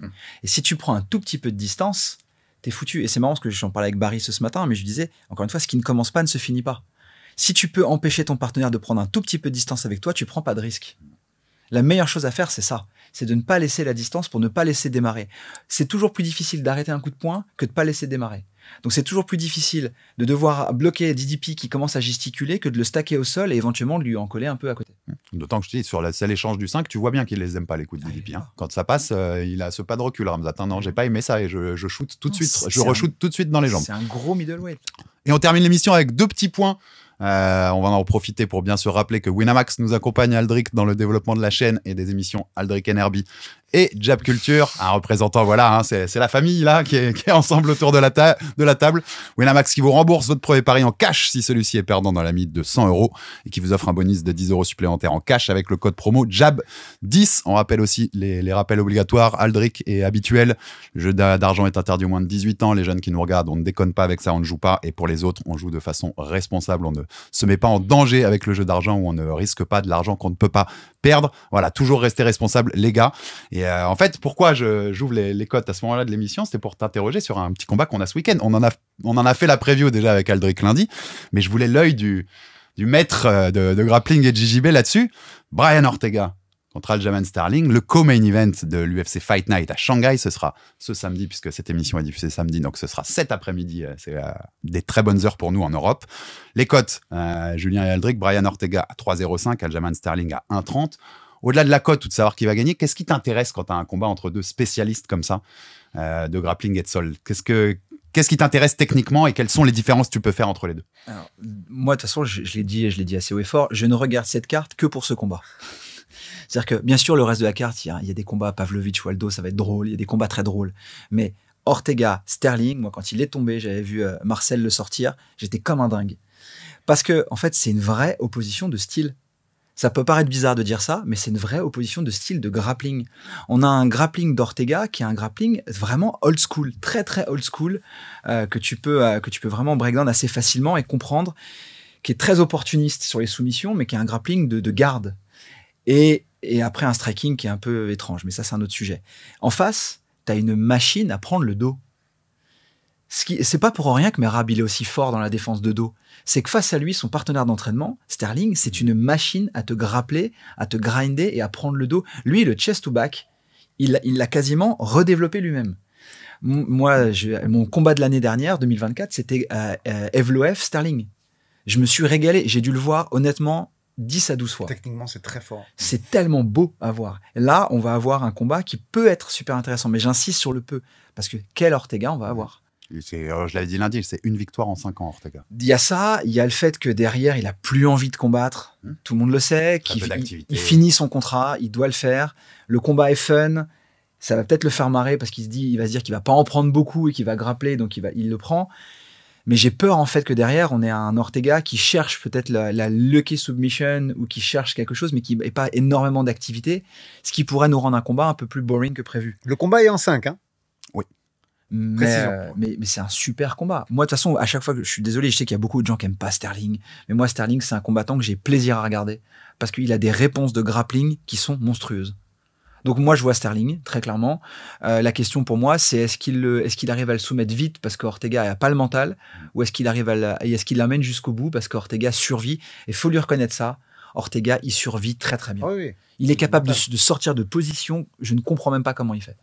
Non, pour le coup, tu as le même, avis sur ce Common Event que nous, puisque lundi, on a dit Sterling tous les deux. Lucky soumission d'Ortega, une guillotine, une connerie qui peut se passer sur une déconcentration de Sterling, mais sinon 9 fois sur 10, c'est Sterling qui gagne. Voilà. Et la deuxième cote que je voulais vous proposer, pas du tout sur le même event, on va un peu avancer dans le temps, mais on sera le 13 septembre, Ares 34, avec le combat pour la ceinture des poids lourds, Aboubakar Bathily, le français contre Moreno Kassapor, le suisse. Je vous donne déjà les codes qui sont donc sortis sur Wina. Aboubakar Bathily 2,25, Moreno Kassapor 1,55. Si vous voulez réagir sur la cote ou est-ce que ça vous paraît normal, ça je vous le laisse faire. Mais pourquoi je t'ai cité cette cote, Julien? Parce que je voulais ouvrir sur ça. Abou Boulox, il a 4 victoires par soumission dans sa carrière. Il en a plusieurs par Kimura. Qu'est-ce que tu penses déjà de son grappling? Et plus globalement, qu'est-ce que tu penses du grappling chez les poids lourds? Où on dit souvent quand même qu'il y a un déficit assez énorme sur ce niveau-là, à part quelques exemples précis. Moi, c'est un combat, je l'ai dit haut et fort, et on me reproche souvent d'avoir trop de copains dans le milieu. Là, pour le coup, c'est un combat où je vais regarder 2 gars que je connais bien combattre. Je les connais très très bien pour m'être entraîné ensemble. Je me suis entraîné avec eux, je les connais bien perso. Je parle souvent avec eux. Donc ça va être un combat où moi je vais prendre un peu de recul, je vais rester spectateur à la fin et prendre parti pour aucun des deux. Mais pour le coup, pour répondre à ta question sur le grappling de Boulox, en fait Boulox il est hyper surprenant. C'est-à-dire que je pense que beaucoup de gens regardent Boulox en s'arrêtant à son physique et oublient complètement déjà qu'il est hyper mobile. Il est beaucoup plus mobile que ce qu'on peut imaginer. Et il n'y a pas beaucoup de poids lourds mobiles. Mais quand ils sont mobiles, ils sont pénibles. Qu'en plus, il est beaucoup plus technique que ce que les gens veulent bien penser, parce qu'il est plutôt smart. Et que c'est pas parce qu'il réinvente le français au quotidien que son jiu-jitsu n'est pas smart. Au contraire, il est très smart. Et ensuite, il a une vraie capacité. Il est difficile à contrôler.